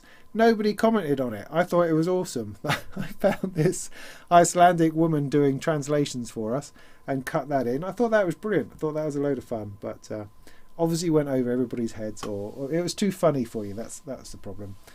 The Rhodes being back is very interesting. The Rose name has been brought up by, now I can't remember who exactly, but it's somebody who's to do with some other like loop CD type company. Doesn't really matter. Suffice to say that the Rose name has been rebought and re-energized, and hopefully it's going to produce some kind of piano, which would be awesome, because I love the Rose piano, absolutely fascinating, which actually ties in quite nicely with the polycinematic, because the what's great about the polycinematic is that it's simple, it's polyphonic, and it's good, relatively good. Not everybody likes it, of course, but good synth and organ sounds directly within your Eurorack. Fantastic. How great would it be to do an electric piano version of that? So a couple of different Rhodes, maybe a Wurlitzer version of it, just in a daisy on the back, in a small module that you can route MIDI to, and then do that chord thing or sequence it. It might even make me start to use the Her mod again if I can do some MIDI sequencing into it. I think that would be really interesting. Really interesting. So is any of that floating anybody's boats? Let me get back to the commentary, because that's where all the important stuff is.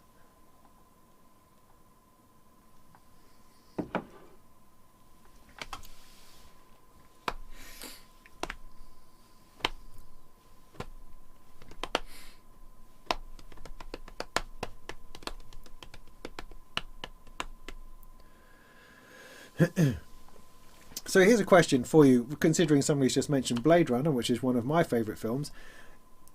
Do you think it would be as good as it is if we hadn't, I'm speaking for myself here, if we hadn't already seen it with the voiceover? Do you think it has the same impact for someone who's never seen it with the voiceover and has only seen it in the director's or final cut version? Do you think it has the same impact? Because I don't think so. I think the only reason why it's so beloved and so awesome is because we've had Harrison Ford already tell us what everything means. We've had that. And that's simmering away in the back of our memory bank somewhere. So that then we watch it without him narrating, and you just have all of this information at your fingertips, at the back of your memory, showing you what everything is all about, and you don't need him to say it again. You can just sit back and enjoy the sumptuousness of the environment and the space and the vibe that the film has. I think if you've not experienced the voiceover, then I don't think you would fully appreciate it. And I think it's an interesting, unique phenomenon that you have this explanation that was then taken away. That's my thoughts on it. So I don't think coming to it new or coming to it the director's cut, you could ever really appreciate the way that affects people who have seen it with the voiceover and then enjoyed it without. There you go. I can be deep sometimes. Stephen totally loves my idea. I wish I knew what idea that was now, because that probably would have been brilliant. Oh, do you mean the Rhodes? Yeah. No, I know there was the Mark 7. Roland did the Mark. Is it? I think Roland did the Mark 7. But I don't know. I don't seem to know anything about that, which makes me think that it wasn't a massive splash, particularly. But there we go.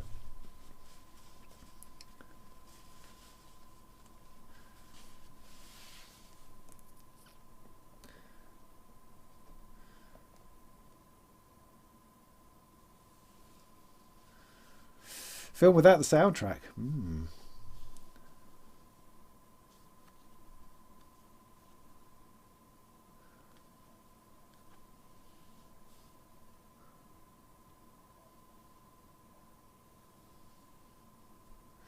NTO Steve keeping it real with the voiceover. Interesting.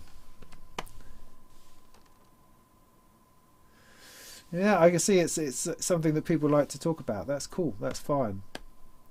Yeah, I've watched it many times, sober, drunk, and stoned. I think in every combination of those. Yeah, just love it.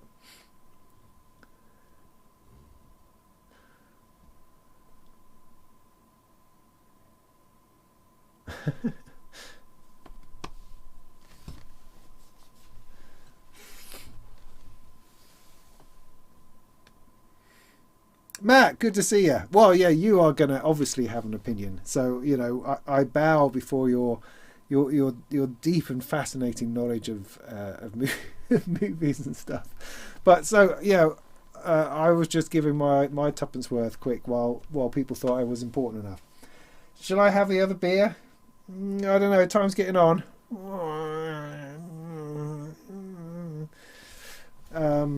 But yeah, it does have a lot of important stuff in it, and I've always been of the belief that voiceover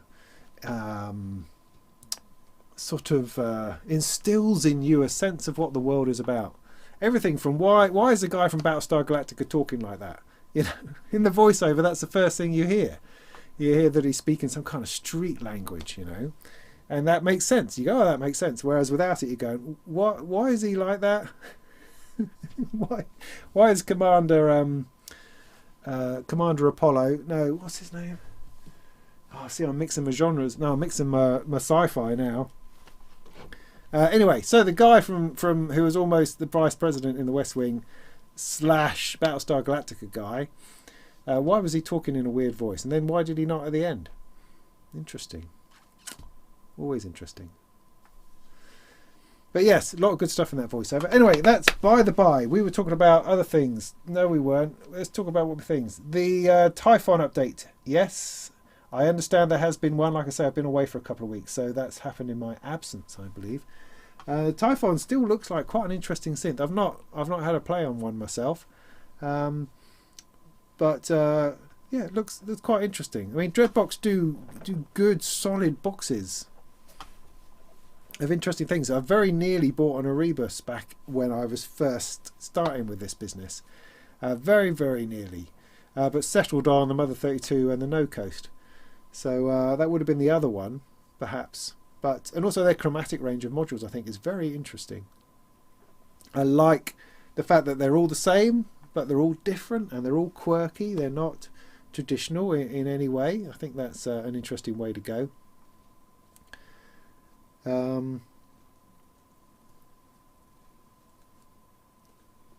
I don't know that we know that Deckard is a replicant.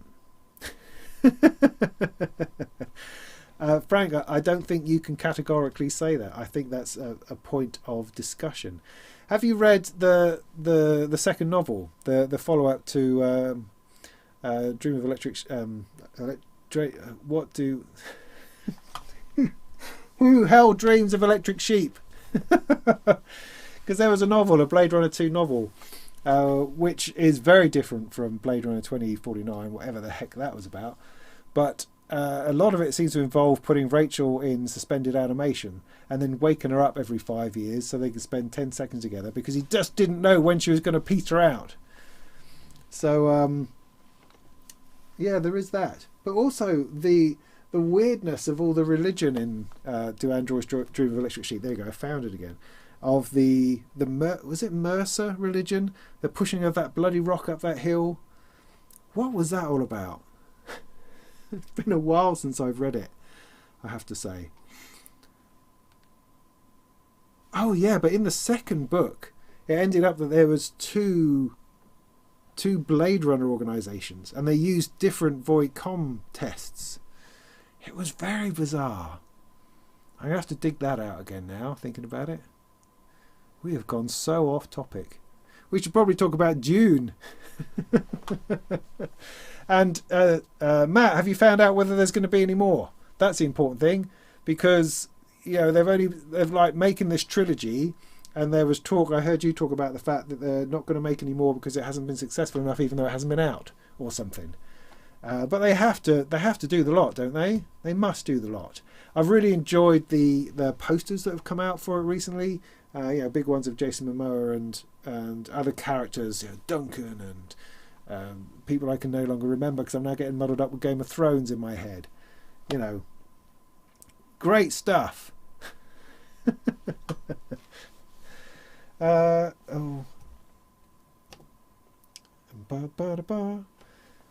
Thank you, Jason.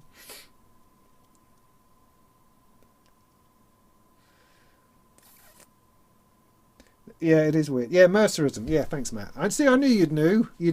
I think you knew you'd know. Oh, I'm going to have the extra beer anyway. Oh, unless this is really potent. No, it's not. Okay, cool.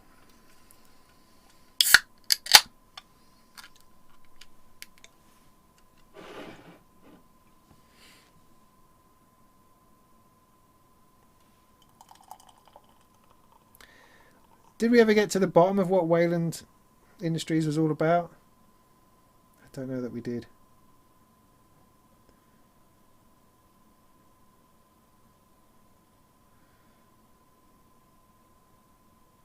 But do you think it can make enough money? I mean, have they made that decision on whether they're releasing it simultaneously, cinema and streaming? I don't think they're doing that in the UK. Are they doing HBO in America?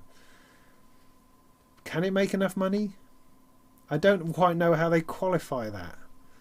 I'm just not looking at the numbers, so I don't really know. Because it's like we're going to watch Jungle Cruise, of course, on Thursday or Friday next week. I think we're going to go and do that, but we're not going to go and do it. We're going to watch it at home. Pay £20 to watch it on Disney Plus.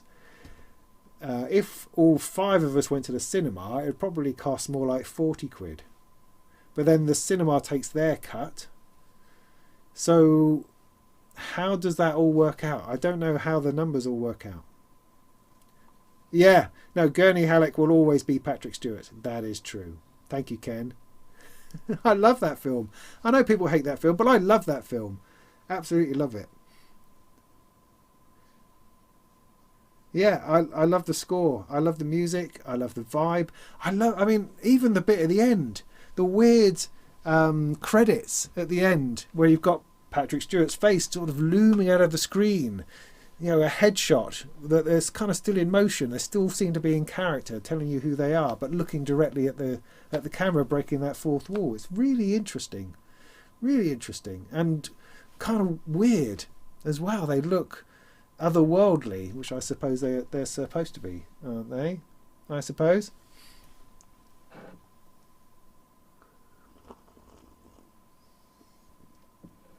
Oh wow, that tastes weird. That's very different. Dry hopped session pale ale. Okay. Sting's Underpants. I've got no problem with Sting's Underpants. I have no problem with Sting's Underpants. He was fine, in fact. I thought he was excellent in it, as it goes. I thought his brother less so. But my favourite line will always be that I am the shut up Mapes. As if that was some kind of dramatic unveiling. I think that's just superb. Anyway. Guy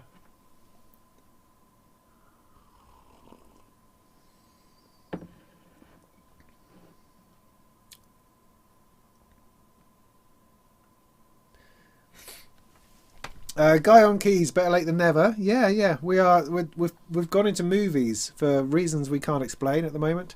I was trying to ask everybody intelligent questions about things like low latency audio streaming and other things I can't remember. And then we got sidetracked into Blade Runner and other things. Yeah, the Neil Blomkamp Alien film. Yeah, that would have been interesting. I think Sigourney Weaver's probably gone past the point of no return, maybe. I don't know. Personally, excuse me, with the Aliens movies, if we're interested in talking about this while I finish my beer, is that I thoroughly enjoyed. The first one scared the life out of me. I remember the first time it was on British television, we had a video recorder. Yes, we did, and we were going to tape it. And my mum and dad stayed up to watch it, and we hurriedly got downstairs the night after because it was on too late after our bedtime, which would probably indicate that we probably shouldn't have seen it anyway. But it's sci-fi. We all like sci-fi. So my mum and dad watched it and taped it for us. We got downstairs in the morning and put the tape in, or rewound the tape and pressed play, and it was all CFAX. Because my dad said it was too scary. So when the film had finished, he then rewound the tape and taped CFAX all over it. Oh, devastating. Devastating. But anyway, got to see it later when I was older. I thought that was great. Aliens I thought was one of the greatest sci-fi movies ever. I still do. And I also really like the director's cut with the sentries. I think that's particularly, I really like the extra vibe that brought. Although it is, I mean, one thing, it is a long film before you get to see any bloody aliens, but I liked the slowness of it. I liked the pacing, and then the frenetic bit towards the end. So yeah, I loved that. Aliens 3, oh, I was starting to lose it. Then after that, I just found it too much body horror, too sickly, and sort of missed opportunities, I felt, because they're great casts and some interesting ideas. It just got a bit too weird and ghastly, and so, you know, not for me in the end, the last ones. And then trying to bring the Predator thing in again, nice idea, but it didn't really work for me, unfortunately.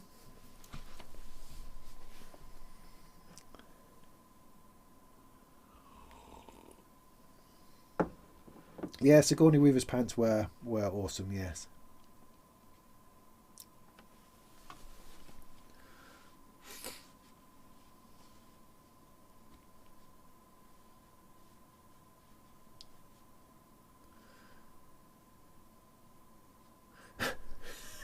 Captain Hollister from Red Dwarf being the base commander of Hadley's Hope.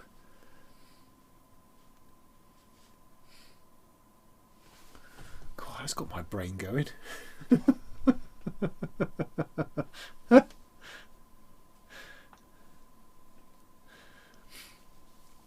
Yeah, I mean, because my oldest now is 14, nearly 15. So there's lots of access to films I haven't watched in ages that I'm able to see again with him, which has been quite fascinating. Because there's some movies that you watch a lot, and some movies you don't tend to go back to. So it's been interesting going back to things like the Matrix trilogy. Watch the first one a million times. It's one of the best movies ever. The others not so much, but it's been interesting watching those again, going back through those. Haven't quite got into anything in the horror thing yet. So Aliens is not quite there. I mean, Alien is not quite there. But that's the thing. You can't watch Aliens until you've watched Alien, I don't think. And it's similar with Terminator, because there's so much of Terminator in popular culture. You know, in all their cartoons that my kids watch, there's references to things like Terminator, and Aliens for that matter, which don't make any sense to my kids until they watch these things. So I was really, really keen to show Alfie Terminator 2, which I think is again one of those fantastic. I mean, I'm a cheeseball sci-fi person. I like obvious fun movies. I like some hard stuff as well, but things like Terminator 2, I think is a fantastic movie. And again, the director's cut of that does give it, I think, a little bit more. I like the bit about resetting his chip potentially and taking his brain out. I quite like that. And I like the way that the T-1000 turned into things that he touched, which kind of gave an indication that he was breaking down and not working as well as he was. I really liked that in the director's cut. Anyway, what I was trying to say is that I really wanted Alfie to see that, but you couldn't see it without seeing the first Terminator. And that's okay. I mean, it's a bit grittier, the first Terminator, and it has some kind of like embarrassing sexy bits in it. But other than that, it's quite a cool movie. Although he did kind of laugh at the animated, because it was a bit of a Clash of the Titans type robot animation towards the end, which was a bit funny. It was either kind of a mannequin robot being thrown around by somebody, or it ended up being what's his name, the animator from Clash of the Titans type clay model type thing going on, which was quite amusing. Anyway, Anyway, Howard the Duck. You know, I've never seen it. I've never seen it. I've glimpsed him in the end of one of the current Marvel things. The Thing. No! Matt, you can't bring that up. You see? There's no way. There's no way. That gave me nightmares for a long, long time. That guy's... That moment... See, it's still fresh, man. It hits me here. When they were trying to restart that guy's heart out on the table, and he put his hands through, and he cut his arms off. It's just like, no! And then his head extends and drops off the side of the table, grows legs and crawls away. I was throwing up. I threw up in my mouth. And I couldn't bear it. It was just awful. Oh. See, there's a certain element, I can only go so far with sort of body horror, and I felt The Thing was just the most horrific thing I'd ever seen. I mean, I've glimpsed it since, and the effects are just awful. They're just terrible. But in that moment of suspending your self-belief, that's in the suspension of belief, that moment of a movie, it was so real and so horrific and so awful that that just did me in for a long time. So no. So no, the Thing is not something that I wish to show to anybody, I have to say. I mean, it's a great moment for Kurt Russell. Good movie from his point of view.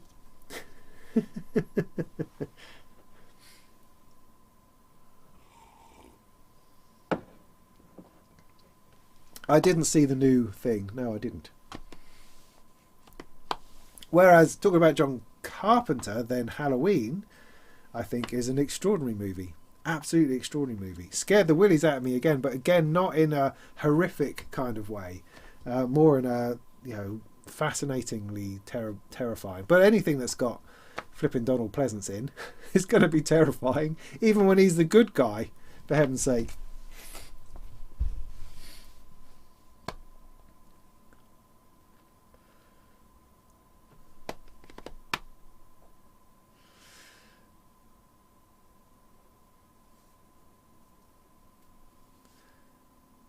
Yeah, the Kurt Russell version. The head with the spider legs. Yeah, that's what I was talking about. Yes.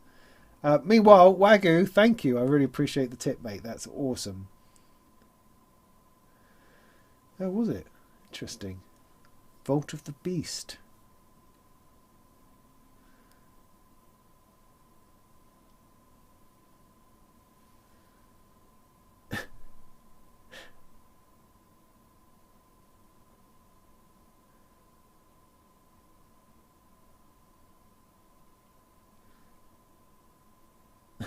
Tornado of movie trivia.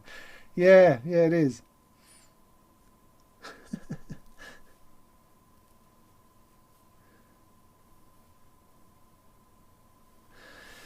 Yeah, so that was interesting. I mean, I could talk about sci-fi a lot. It's one of those things. I did this video many moons ago. I think it's still on my channel.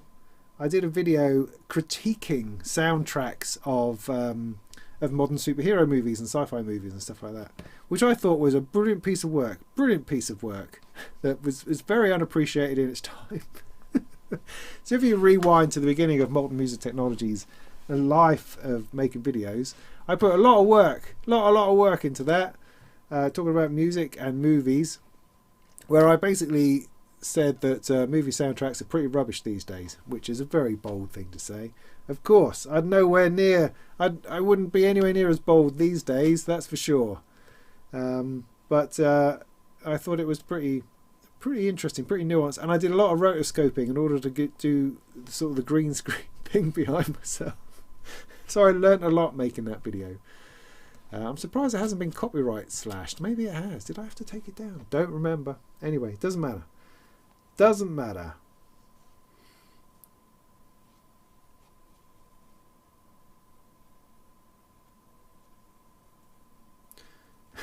What?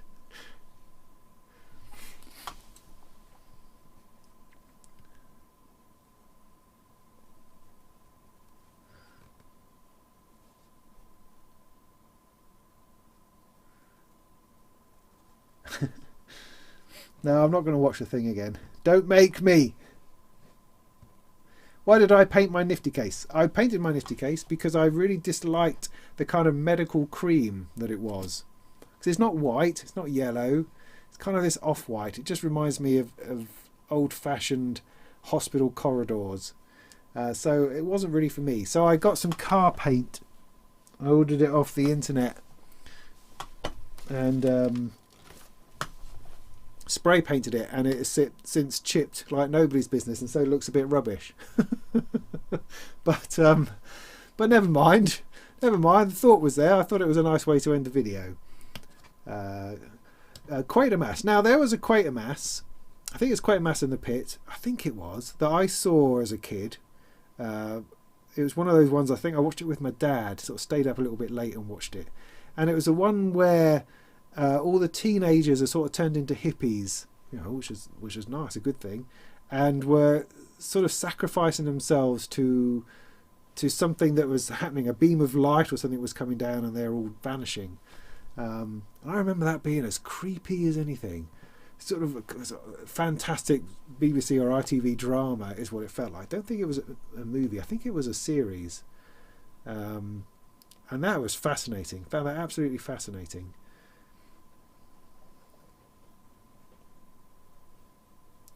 Leave a link in the comments if you didn't have it. All right. If you're talking about what I'm talking about, what were you talking about? Who's talking about what? Talking about where? I've got a song in my head now. Yeah. Oh, I played in church this afternoon, so that was nice. See, that's not it. That's not it. What was it? What do I call it? Superheroes? Show. Yeah, there we go. Let me get that.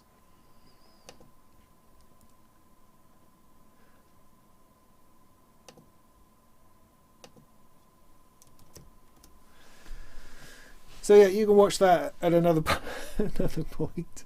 My terribly bold claims.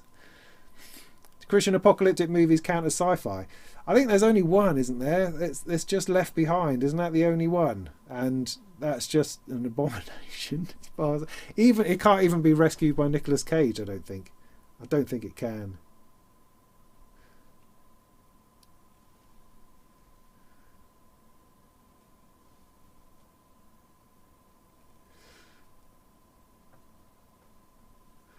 Oh, it's all gone a bit crazy. Quatermass in the Pit, yeah, okay, cool, yeah.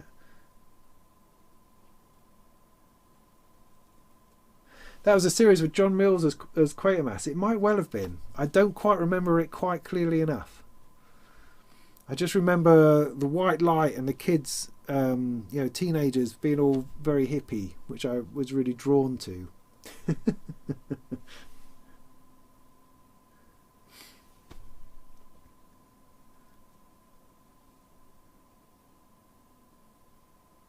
There's more than one Left Behind film.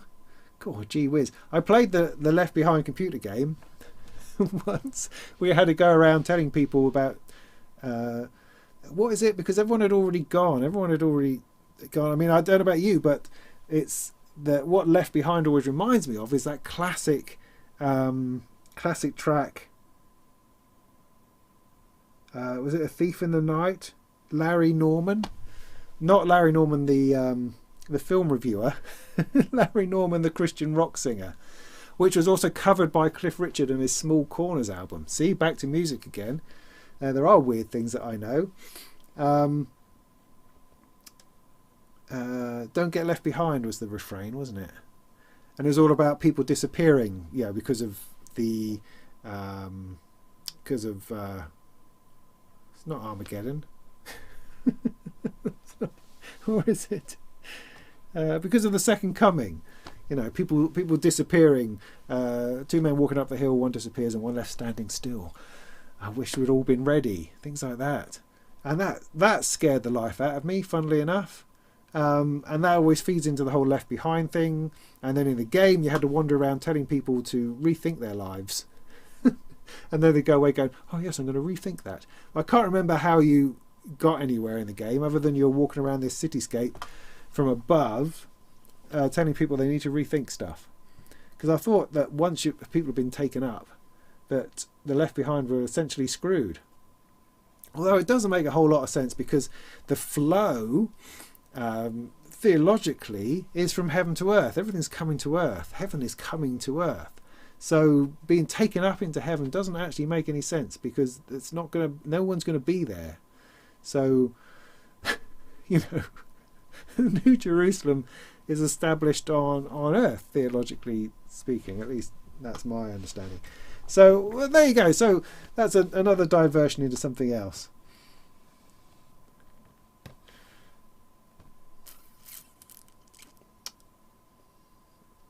"16 Left Behind novels. Good Lord, literally."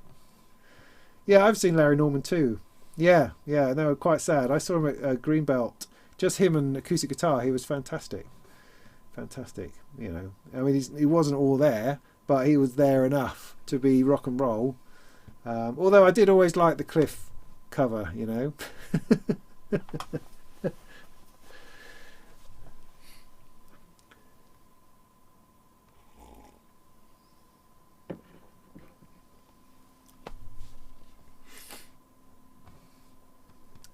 Yeah, Quatermass was a TV series in the 60s, but this was a more of an 80s version of it. I think they did a few.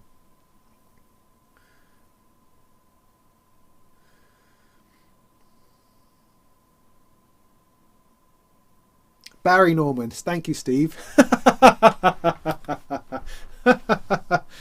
Yeah, totally.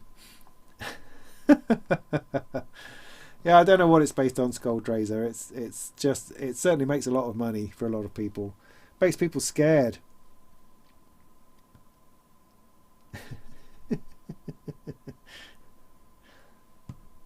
Not heard Cliff's version. Small Corners is the album, LA High. Look it out, it's good. They're all cover versions, I think, on there. And they're all of, it's a Christian rock album. It's not a secular one necessarily. But I had it on repeat when I was a kid. But I was into Christian rock music when I was a kid. But that was one of my favourites. Small Corners. I'm pretty sure it is. And that's from Cliff's golden era. I mean, not 60s era. You know, is not too bad 80s era, I think. Tripods never finished. I read all the books, and I really enjoyed it. And I remember the Tripods being, not the Tripods, but the Aliens being on Blue Peter and talking about it on there, of all places. But they never finished. They got kind of into the dome with the Aliens, and never got out, never finished what happened afterwards, which is a real shame. But I thought it was pretty cool. Was there an American Tales of the Unexpected? Didn't they just have Tales of the Unexpected?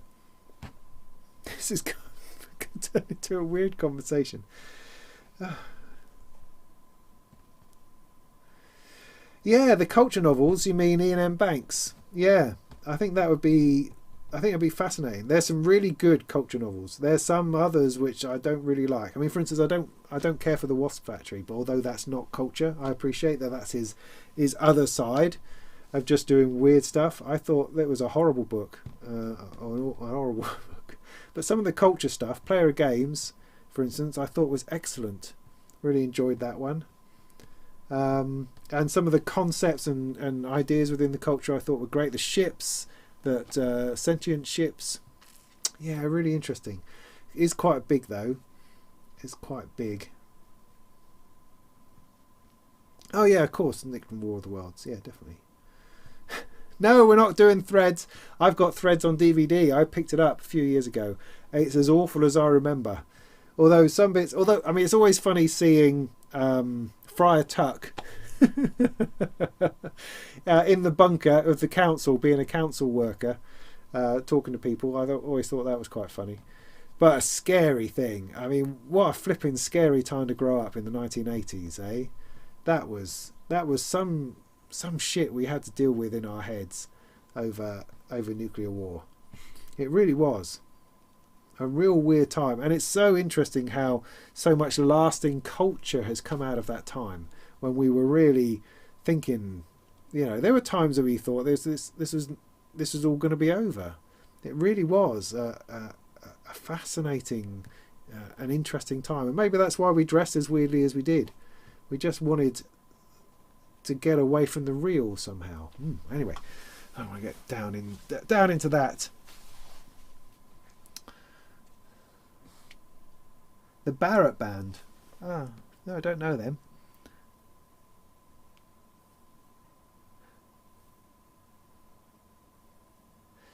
Yeah, the BBC, they had a good go at it. They had a few interesting ideas. I thought the BBC version was good. The one thing that the BBC version did, which I thought was spot on, was they were allowed to shoot down a tripod. Because if there's one thing that I hate, there's several things, but there's one thing that I hate in sci-fi, it's flipping impenetrable shields. They're a waste of time. I don't know why anybody ever uses them. It's so lazy and it's so annoying. It's like in War of the Worlds with Tom Cruise ones, which I enjoyed it because, I kind of like the story anyway. But the most frustrating thing was that you couldn't kill anything. You couldn't destroy them. You also couldn't do it in the 1960s War of the Worlds either. They had cloche over the top of each one of them. So you couldn't harm them. I just thought that's such a wrong approach, because you need hope, a little bit of hope within a movie. And what I loved about the Jeff Wayne story was that the guns answered and blew one of them apart, and the tripods carried off their fallen comrade, and then they came back and destroyed everything. But there was a point there when they were actually hit back. And in the BBC War of the Worlds, you had this scene on the beach, which I can't remember how on earth they got to the beach, but they had all these ships in the sea, kind of a mirroring Thunderchild, I suppose, but there were lots of them, and they all fired at once at a couple of these tripods and blew them up, which was like, yeah, that's how it should work, because impenetrable shields are just a nonsense. They just make everything stupid. I hate it. You have to be able to do some damage with something, otherwise, why even make the film? Thank you. Yeah, this is an older shirt actually, but yeah, I put it on for church this afternoon, where I played guitar brilliantly. Thank you. What? Visitor? What? Who? Did you ever quit a movie because it made you sick? Well, we're back to The Thing again, I think with that.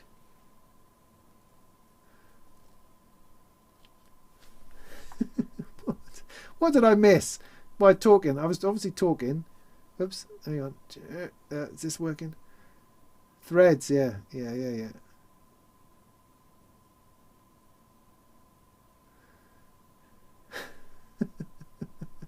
Well, Watership Down did me in. Flipping heck. That fight between Bigwig and the Colonel, or whatever his name was. Oh. And the remake they did of that was a disaster, sadly. It was weird. Anyway. Oh yeah, you're in Sheffield. Sorry, Andrew. I mean, you're all mutants now.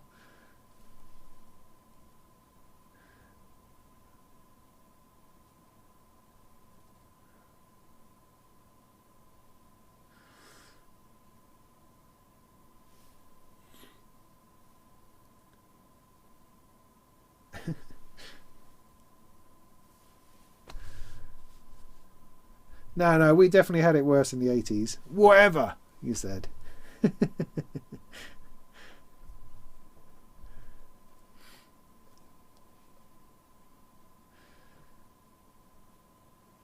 British colonialism, what War of the Worlds? Because I have read it, and I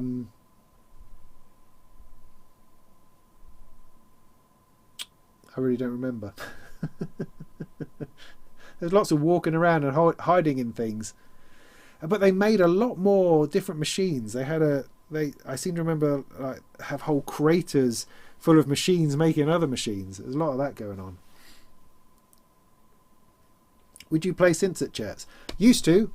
When I was a kid, my dad plays the organ. Was an organist. That's a loose term. That gives an impression of large pipe organs and stuff. No, you play piano, you play a little bit of sort of raggy time piano, and he'll play the organ, played electric organ.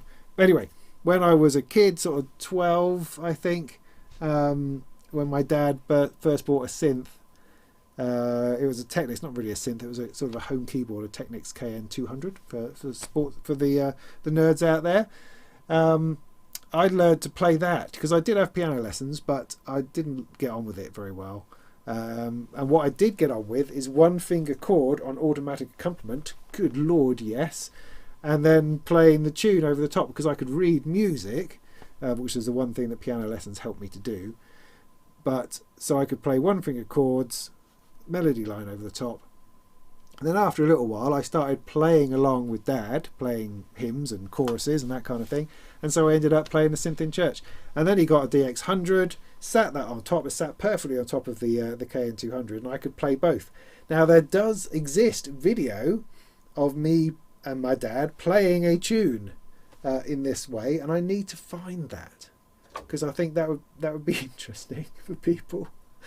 But because our vicar at the time was a very media savvy vicar. I mean, he was a businessman as well as a vicar. He was only a part-time vicar.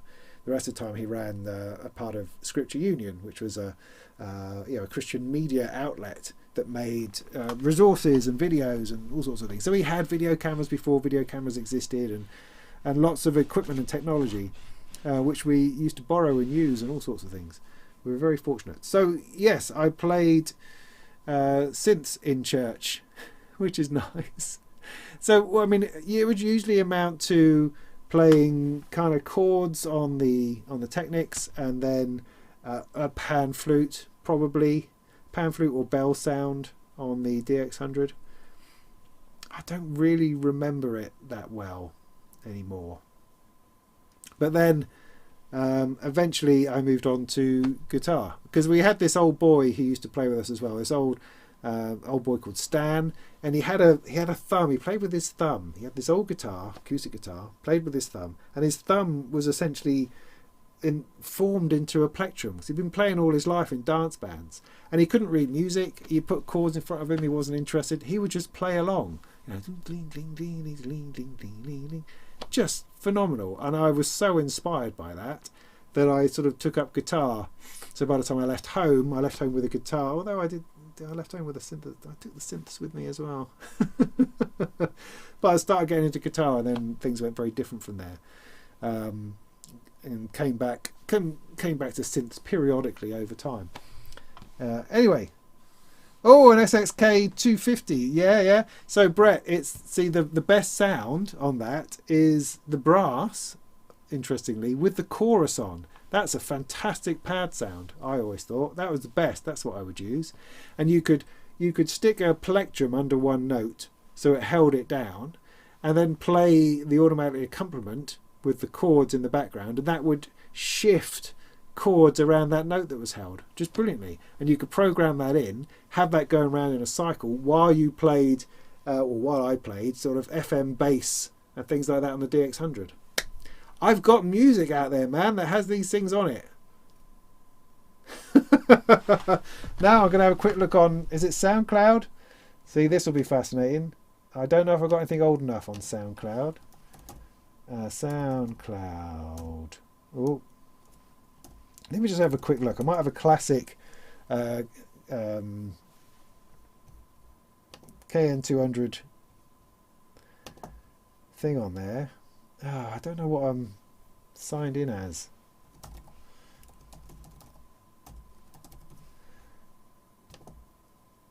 Oh, it's decided it might know a password for me. Oh, I'm in! So let's have a look. I don't know if I put any of my really old stuff up. I don't care what that is. I don't know what that is. So what have we got here?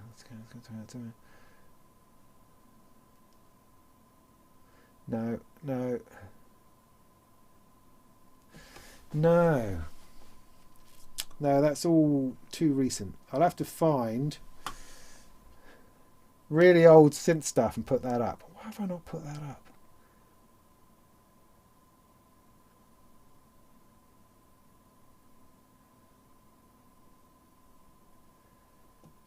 Doesn't really matter.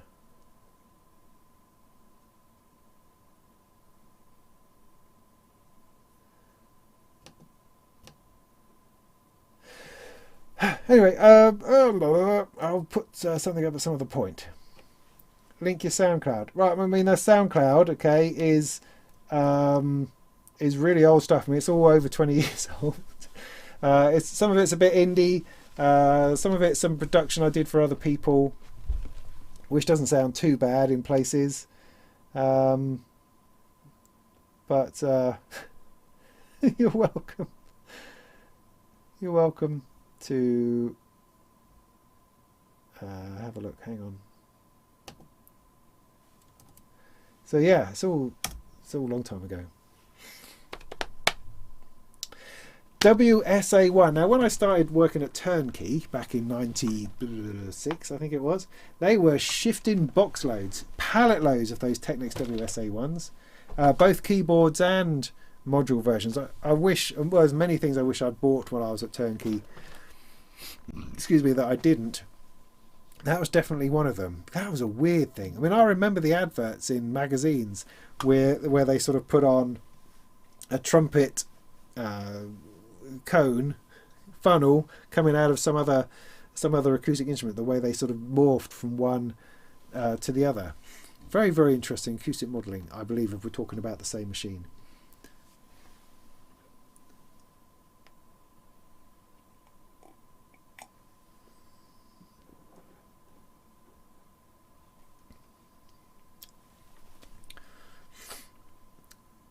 Find the waxed drums. What's wrong with the wax drums? Hey, Wishbone, I've got half pint pale ale, which is an odd tasting beer.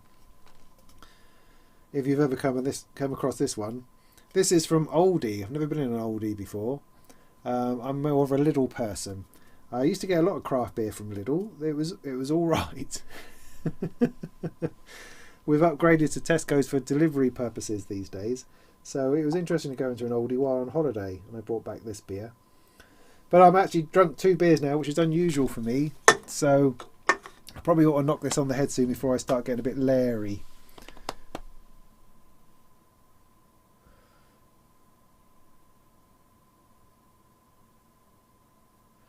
A rock mass? Cool, now we're talking.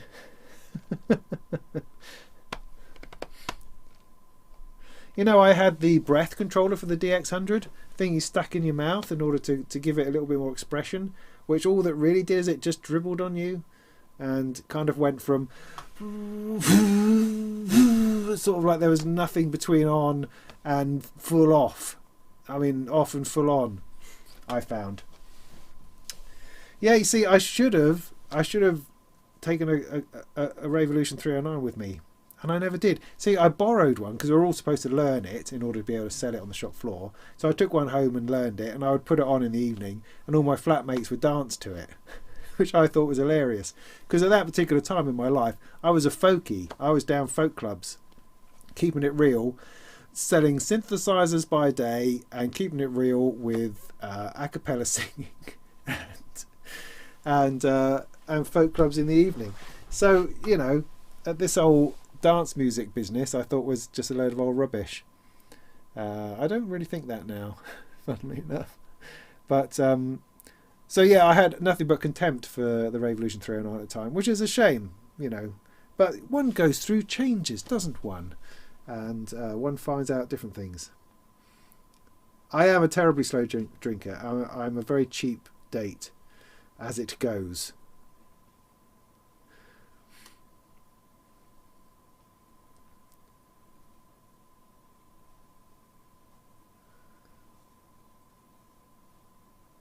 Well, we sold a lot of those WSA ones, so I think everybody's got one or should have one. But then many of them were also broken, so I don't know how long they last. Yeah, no, drums and keyboards are very popular. I mean, it's interesting because the songs I was playing today were... It's kind of... I mean, there's a worship music groove. I mean, we talk about modern worship music. There's a worship music groove, which, you know, a Hillsong groove, I suppose, if you know what that means, that these songs tend to fall into. and they are so similar. They all have a similar vibe. You know, there's an expectation, there's a sense of of emotion and change and drive, and they follow. It becomes slightly formulaic, and I don't really mean that to say that it's bad. It just is. It just is formulaic, and it's very interesting as a guitarist because most of the other musicians play keyboards, so that we tend to have keyboard, playing the piano, playing everything, of course, and singing. And so when I play guitar, I've gone through many stages in my playing worship music life, in leading with keyboards, leading with guitar, leading with acoustic guitar, 12-string guitar. Went through all sorts of different modes. These days, I feel like I'm the old fart who just whittles away in the background. So I take an electric guitar and my Boss Katana amp, turn on a bit of delay, a bit of crunch, and I just whittle around in the background. But that's exactly what modern worship is about. There's always that rattly, slightly the edge U2-esque guitar in the background, doing those bits, doing those D shapes up at up the neck a little bit, and that's what I do, and I could do that all day. And there were particularly nice songs this afternoon that just left room for that. So one of them was just 3 chords. I just get going, doo-doom boom, doo-doom boom, doo-doom boom, doo-doom boom, and it was really, really nice. Another one had this lead bit in that goes dee dee dee dee dee dee dee dee. Now I can't sing it. Dee dee dee dee dee dee dee. And it's just really nice. So it was quite a joy to play those this afternoon, I have to say, and it's now stuck in my head. But because we're only just emerging from COVID, so we've only got a very small band, and everyone has to sing with masks on. It's a bit ridiculous, but that's where we are. That's where we are. Anyway.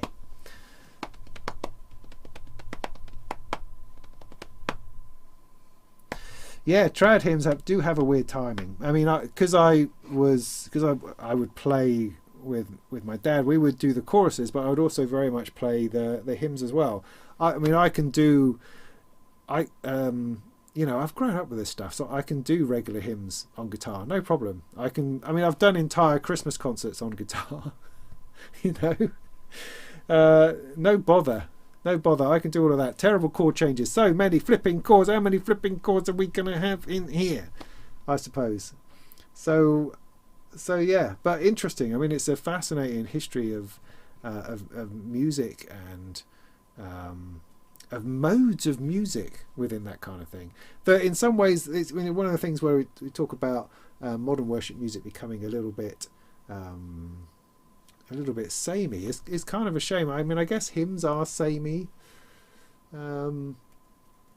but they very rarely push the envelope anymore. Whereas church music would have been groundbreaking in its time, and that's certainly not the case with Hillsong style worship. I find it's pleasant enough, and it's nice and it's enjoyable to play, but it's not exactly going out there to push the boundaries of music particularly. Although they do work in some beats and drops and bits and pieces. Who knows? Would I record Christmas songs with guitar and modular? No, I wouldn't. I can't stand Christmas songs. No, I would find that difficult. Are there still tambourines? Yeah, I love a good tambourine. I've got one on the wall right over there. What modern modular can you use with guitar? Anything you like, mate. I have a guitar interface over here, the Buffaco instrument interface. Plug my guitar straight into that, straight into something like Magneto, or straight through a filter. The only difficulty you got is controls, because you're using your hands for something. So how do you control your modular? Obviously, you can stick a load of LFOs and bits and pieces like that into it, but you lose that hands-on control. But you can absolutely route audio signals through your modular from guitar. Yeah, it's just a matter of getting your control enough together. Yeah, I would say.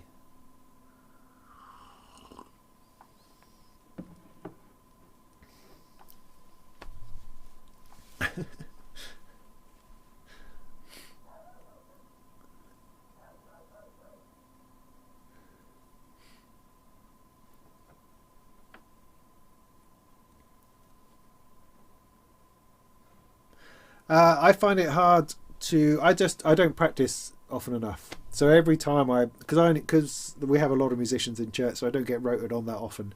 So I only play like once every couple of months, I suppose. And so my fingers cramp up. I can hardly get through a whole service these days, which is sad. Very, very sad. I need to play the guitar more. Certainly do. I do my own music. I've done plenty of performances in church on modular. The last one I did has been a few years ago now in Great Yarmouth Minster. I did a performance in there. And in fact, through many years of doing what we called Soul Circus, which I did at Norwich Cathedral and other churches around North Norfolk, eventually ending up in Great Yarmouth for a series. We did a couple of years at Norwich Cathedral, and that in many ways those services, those performances, charted my movement from software to hardware. It's quite interesting because when I started off all of that, I did it with a laptop and a launchpad, Ableton Live, spinning loops, triggering scenes, all of that within a context of a cathedral and visuals and lights and dry ice and smoke, all the crazies, all the weird stuff. That's what I was doing. But over the years of doing that, it slowly transformed into a Bass Station 2 started getting involved, a little bit of guitar got involved, then a Mother 32 got involved. And different things started popping up, and starting off with a little table with a laptop, or a lectern with a laptop, or with my Surface, which happened differently, which came along at that point. It started, my table requirements got bigger and bigger as I ended up with the Bass Station and Mother 32 and and then a mixer and some other synth. And other bits and pieces started appearing, to eventually I'm going for 3 rows of modular and having that and doing like 20 minutes of meditation on something or other coming straight out of modular. It's really interesting how that developed. It's interesting for me. I don't think it's interesting for anybody else, but it's interesting how that happened. Am I using a strum feature on the Keith at Step 37? No, I don't. This is a brilliant little controller because it does some simple things. First of all, it allows me to play notes. I mean, that's interesting because it has a CV output, so I can plug that directly in. But it also has this really great arpeggiator, the pattern mode in particular. Just put it on pattern and press a few notes, and it just generates a nice sequence. Great. So I just go, boom, it's playing a nice sequence. I can then play with the sound and do different things with it. I think that's brilliant. It has a lot of other features that I don't use, I'm sure, but it's a very easygoing keyboard controller that can do a lot of things very simply, and that's what I like.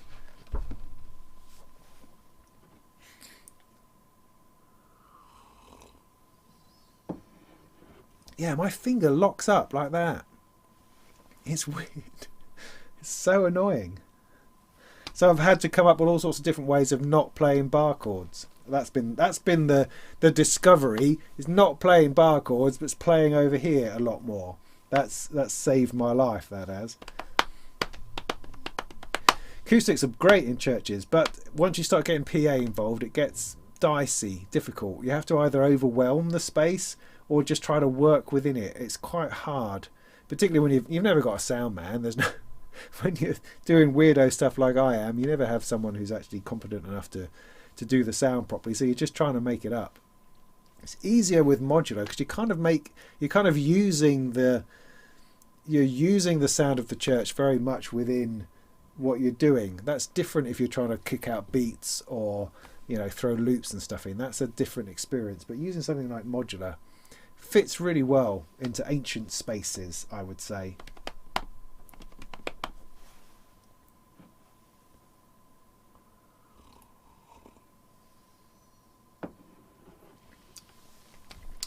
Thoughts on polyphonic aftertouch? Gary, good question.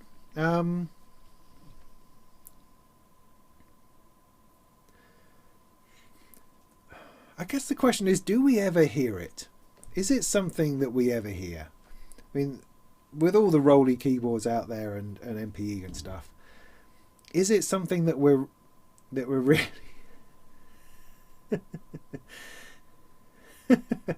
Thanks, Eleni. I'm sorry.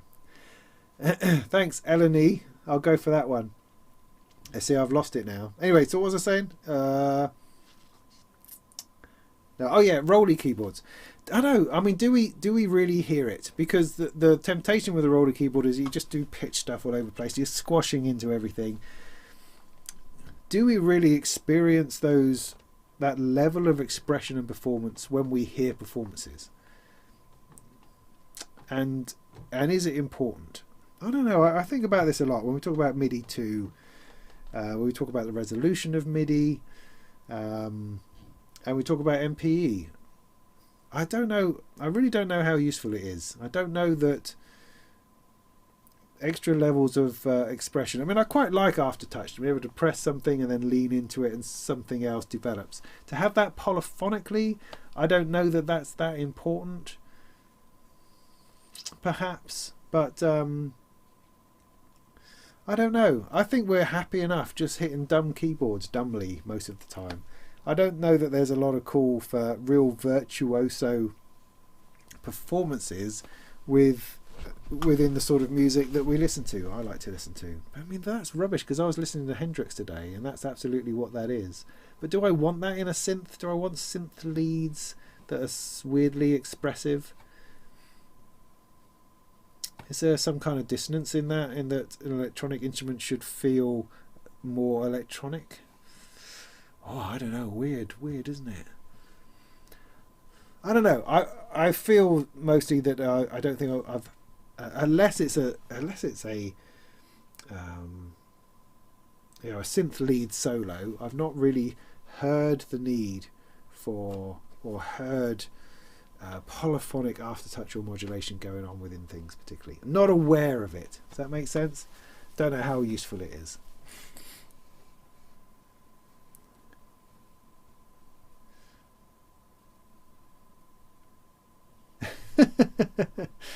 I sing the Body Electric. Thank you. I understand that.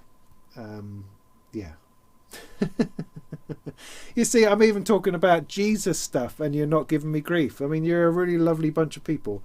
I really love you, mate. As we're getting to that stage of the evening.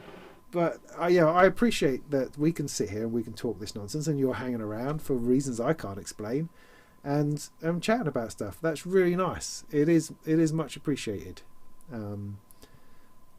Yeah. Thank you. You think we do definitely hear that expression? Okay, fair enough. I'm just not looking for it, but maybe I'm listening to old stuff. I don't know. It's interesting. It's not something that... Oh, I don't know. It's interesting what you infer as a proper instrument. Well, you see... Oh, no, that's something for somebody else. Oh, what? Do I use poly aftertouch in modular? No, I don't know how that works. Because I'm not really doing anything polyphonic in modular at all. And I'm not using aftertouch because I'm not really touching it.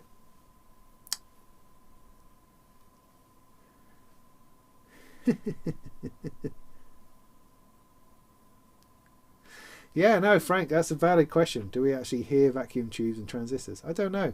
It contributes to the overall sound. I mean, again, I was listening to Jimi Hendrix Experience in the car, and it is an extraordinary thing, that album. You know, the sound, the distortion, the crackling, the phasing it does all over the place in stereo, all that messing about. It's weird, but amazingly organic. That drumming as well is just out of this world. Absolutely. It's to inspire the performer. Okay, interesting. Interesting.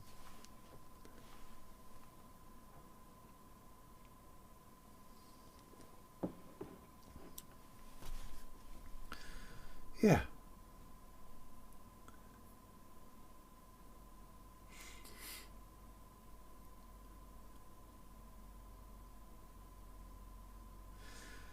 Yeah, the Osmos. Will we ever see that, I wonder?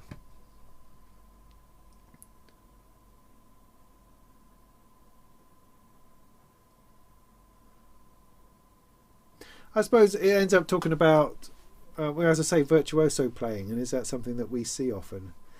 I mean, it's interesting, isn't it? Because there's lots of different schools of thought. I don't know about you, but when I'm finding increasingly that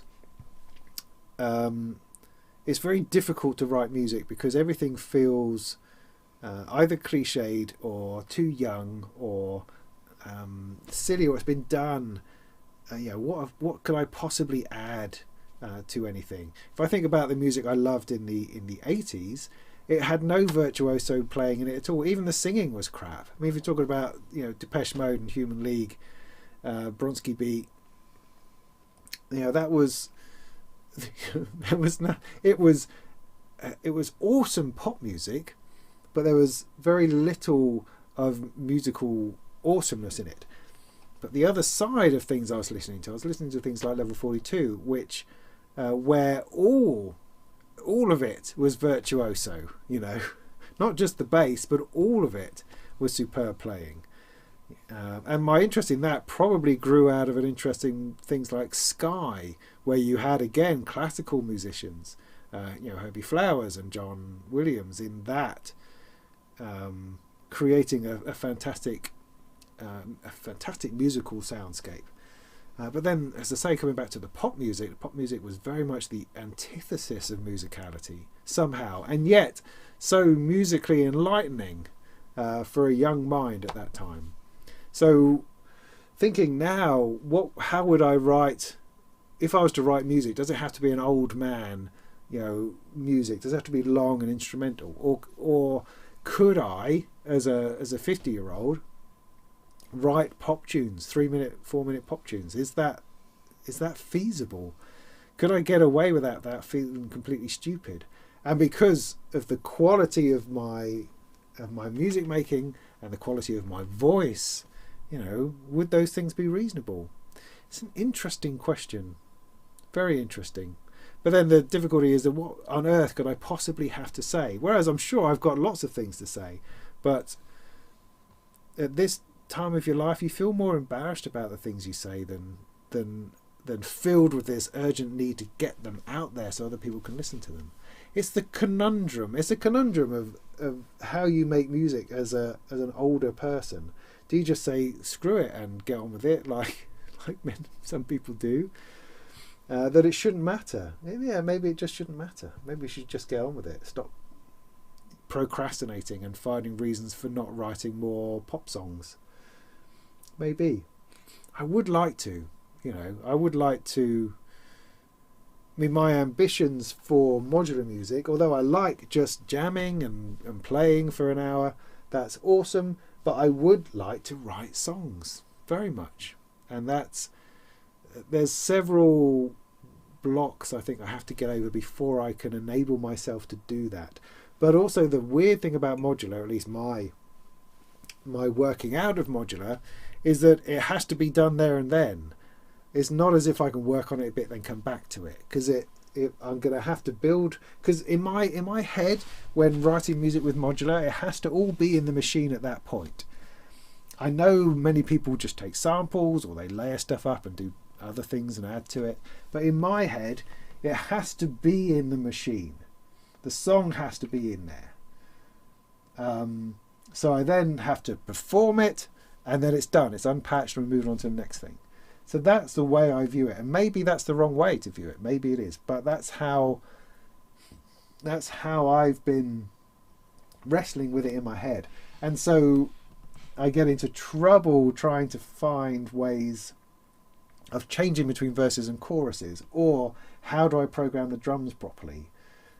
How do I make those changes? How do I make that smooth? Do I actually need to, when maybe I could be thinking more about post-processing and putting ideas down, which then I develop on the computer? Maybe I should be doing it that way. Maybe that's simpler. However, I would imagine if I did it that way, I would never actually finish a song.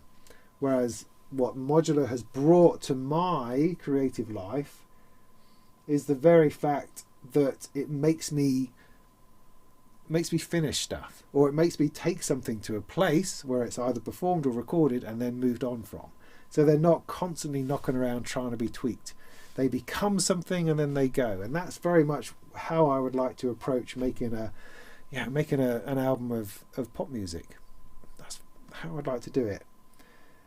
While at the same time making me slightly scared in that I wouldn't be able to replicate it and therefore wouldn't really be able to perform it at a later date.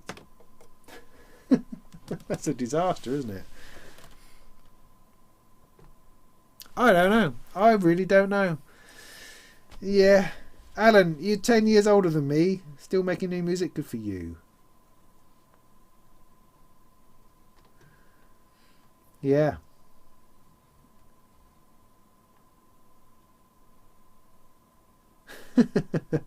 No one's ever heard of Sky except for me, Gary. Well done.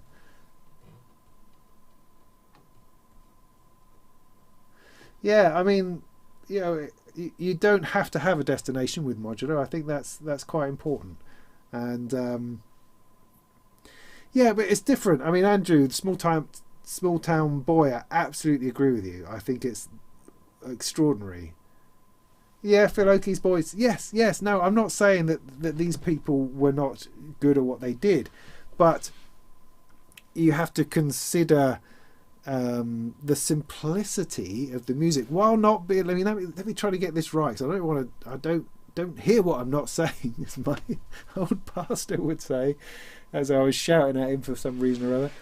I'm not saying. I'm absolutely saying that this music was extraordinary and completely opened my mind when I was a kid. I'm just trying to say that, if you're listening to Electric Dreams, that's hardly a virtuoso vocal performance. I mean, Jimmy Somerville's voice was quite unique at the time and was fantastic, but those songs are simple and they're awesome for their simpleness. I mean, I was listening to was it Cars, I think, Gary Newman, and the synth line in there is just sublime, but there's no widdly, there's no massive guitar solo, there's no clever key changes, there's no swapping between one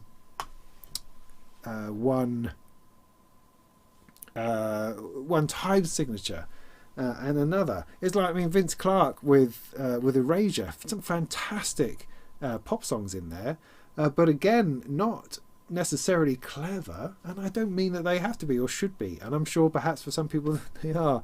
I should never have started talking about this. It's just a different thing, and I don't necessarily think, I mean, again, me personally, I'm not necessarily looking for virtuosity, although I can appreciate it when I see it, but then again, not always. It's like Hendrix, yes, absolutely. The guy from the Muse playing guitar, no, that bores me to tears. Often, not always, sometimes. So it just depends. And Whitley guitar solos, I don't know, I guess it depends on the context, depends on the band, depends on the person. It's like listening to the new Faithless album, or newish, out last year. I think that's superb, but it's superb for lots of different reasons. It's not superb for any musical cleverness. It's superb for its ability to make you feel like you want to move and make you feel the changes within it.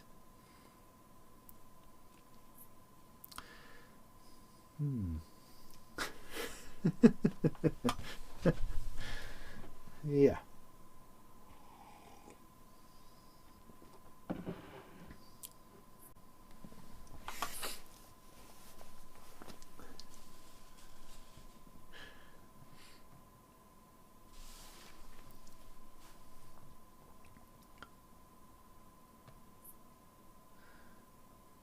So I thought, Gary, you were saying that Poly Aftertouch was the future or something. Oh, I don't know. Just do it. Yeah. No, I should. I will. I absolutely will. I'll surprise everybody with it.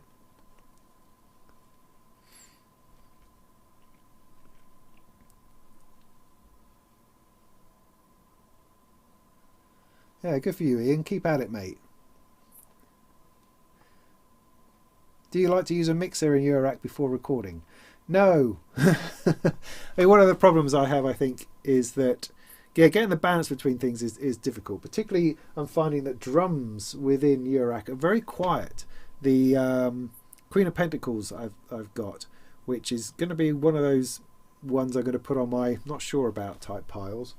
But also the drums here, Pico drums I've got, they're all very quiet compared to anything else. If you just run something straight into the Rosie, so I've got 2 channels of input into the Rosie, put them side by side, but you can never hear the drums. I always expect the drums to really cut through, and it's not there. What is it? There's a cricket in here somewhere making an awful noise. Where are you? That's weird. Anyway, so mixing would be important, I think, because I'm getting this optics module, which is an ADAT module. I'm trying to talk myself into going ADAT into my audio interface to give me 8 channels out of here, which would give me some ability to mix afterwards, which I think is nice. I mean, a bit of separation so you can pan a little bit and adjust some levels. I think that's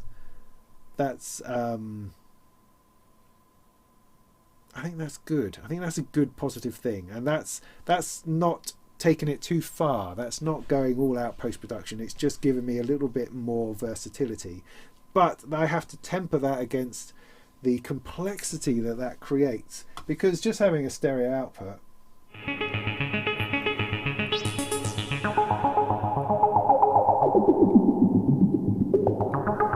is just dreamy, you know.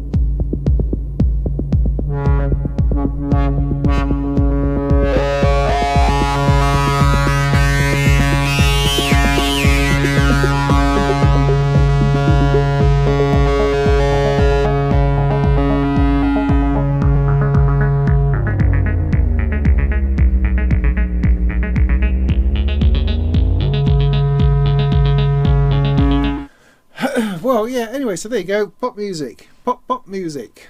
Oh yes.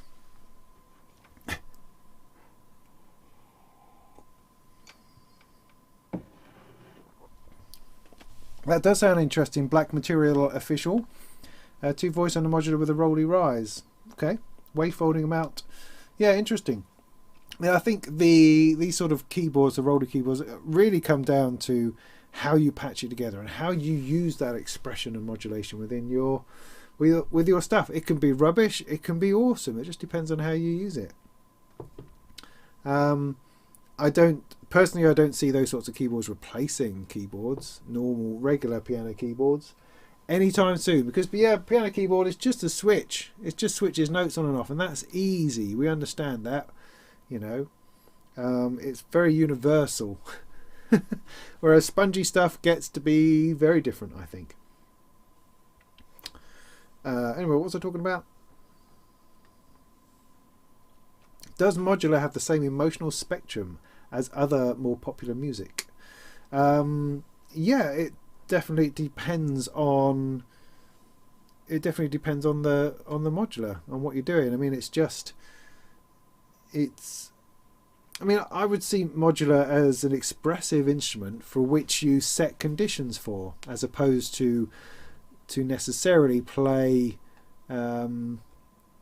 immediately in real time. But you do. I mean, I just did a little jam where I was adjusting tone and adjusting feel and adjusting the sort of sounds that happened, and I felt like putting some drums in, so I did. You know, there was nothing. I didn't set conditions and let it go. I added some modulation to different places that I wasn't really thinking of or thinking about, and that did things to it unexpectedly as I played along, and then I reacted to that. Isn't that playing an instrument? Isn't that being expressive? I think. Just because my notes are predefined, but everything about the tone and the quality of what was happening was being changed on the fly. I mean, I think that's very much the essence of expression and improvisation, in the same way that I would with a guitar. You know, I might have one hand doing one thing over and over again, and it's the other hand which is feeling in the emotion of that performance. So absolutely it can. I mean, you can make arguments about any kind of electronic instrument, its emotional content. You know, is there emotion within the switching on and off of something? Can you imbibe emotion and meaning into that action? Sure, it's I believe so. It's certainly a question. Can I do it better on a guitar? Possibly. I can do it differently on a guitar. I think, you know, of the music that we hear, I can absolutely be emotionally triggered by electronic music. Absolutely. So yeah, I don't think.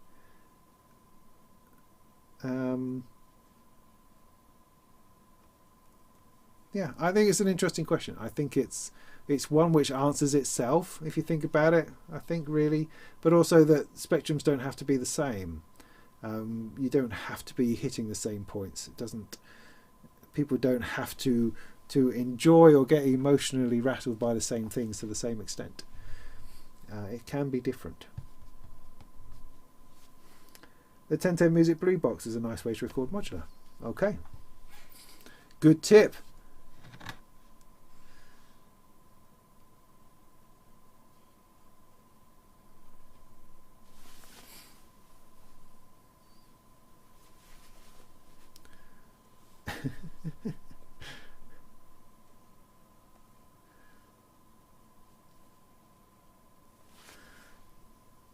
All right, sorry, I've missed a few comments. Let me just skip on down.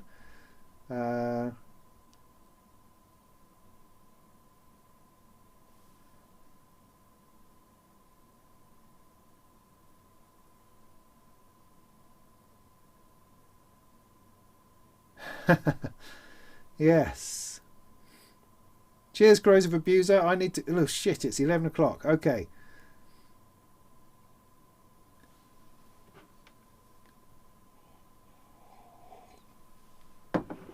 so let's pull this to a close then. Let me just check through. Oops. Check through some of these comments. Da da da.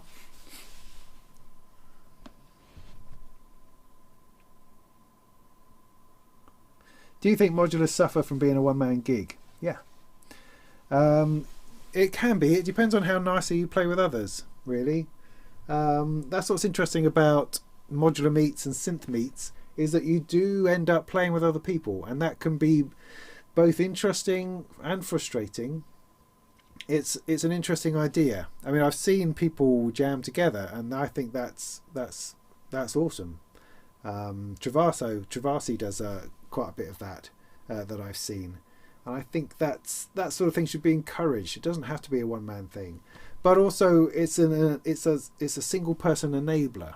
It enables people who perhaps feel uncomfortable in the singer-songwriter, guitar and mic kind of arena, to step out and be creative on their own, and I think that's okay. I think that's very, very valid way to express yourself. I think then moving into collaboration is quite a large step, because you're putting faith again in another person, and that can be dangerous. Being in a band can be an emotional roller coaster for those sorts of reasons. And I think it's hard sometimes finding someone to collaborate with in a meaningful way. So yeah.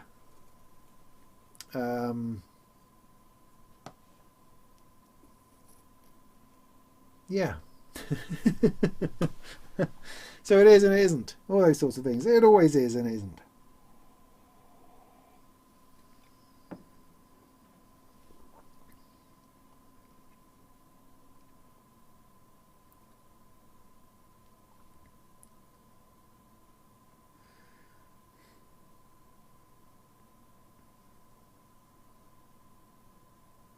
All right. Great to chat. Thanks for keeping me up for 3 hours. That's super. Back to work tomorrow. I'd say I've been camping for the last week or so. So I've managed to not do any writing or thoughts on any sort of stuff. So I'm going to have to get back into gear news and sound on sound writing tomorrow, which is good. A lot of things to write about. So I'm going to have to get on with that. If you want to know I'll try to keep updating things like on Instagram and stuff like that, just to let you know how I'm going on. But I'm only really talking about getting to the end of the summer without doing any more videos. So we're not talking about a whole lot. And I might. Damn it! I mean, how can I not do a Molten Modular monthly? How can I not do a monthly? Yeah, so I'll definitely be doing a monthly, but I won't. Oh, I don't know. I'm making this up as I go. I'm trying to put this forward as some kind of grand idea. Oh yes, I'm going to take the rest of the summer off. Oh, I don't know. I'm just seeing how I go. So yeah, I will try to do a monthly at the end of the month in a couple of weeks. We could possibly have a live stream around that, possibly, or maybe we might skip a month. I don't know. Sometimes live streams are much easier. And simpler to put in and less taxing, but also at the same time they can be quite stressful. I don't know what the answer is. Thanks Vincent and the gang. It's sort of Robin I prefer to Vince, but anyway, that's nice. That's nice that you know my surname.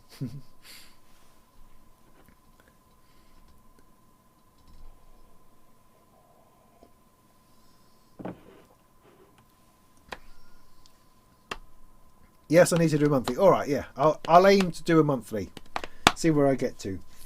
And oh yes, and do go and watch those other things I talked about, and listen to my old SoundClouds.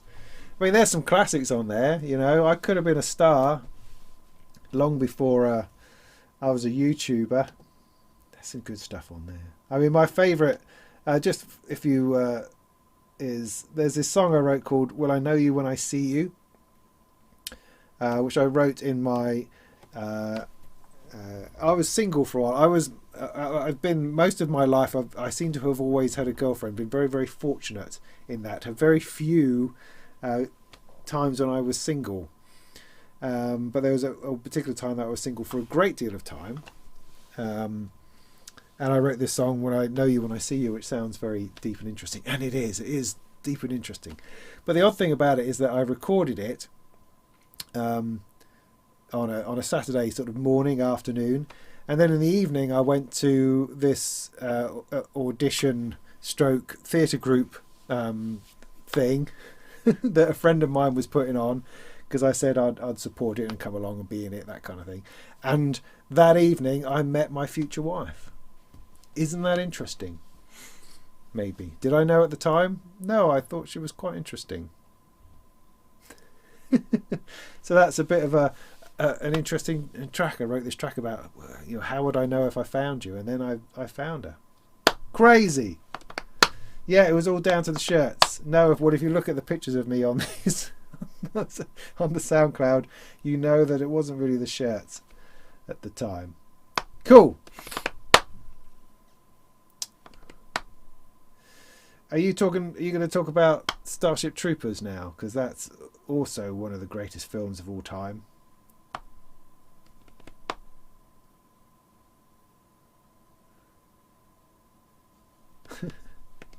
What? What applies to Nick Bat too?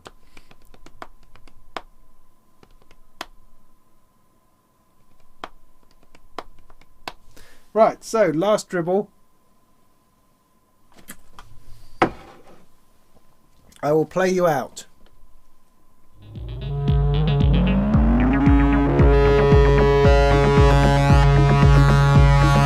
this could be the Chemical Brothers playing Latitude. I don't know. I mean, me and Nick have had conversations about wacky shirts. He has introduced a few shirts, but yeah. I don't think he's up to my standards yet, Nick. I mean, he's still doing the t-shirt underneath as well, with the shirt undone. He needs to step up, lose the t-shirt, go full shirt, I think. Yeah, he does. He gets the ladies. This is a strange conversation. He gets whatever form of intimate partner he wishes with his pulse width modulation. Yes, that's true. See, it's a flipping saturation in this grid. It's just awesome.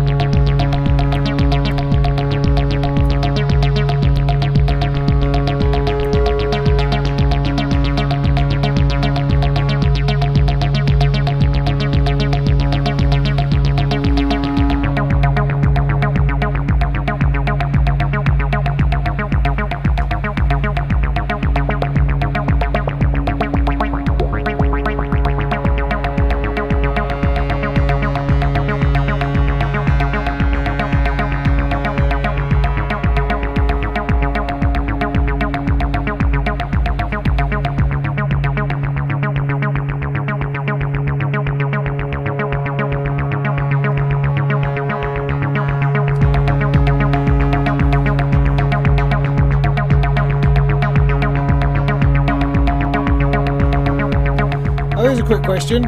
Anyone is still watching? What's the best way to get a splash cymbal in there? Because I need a splash or a crash. Either a crash or a splash. I guess I need a sample drum or something like that.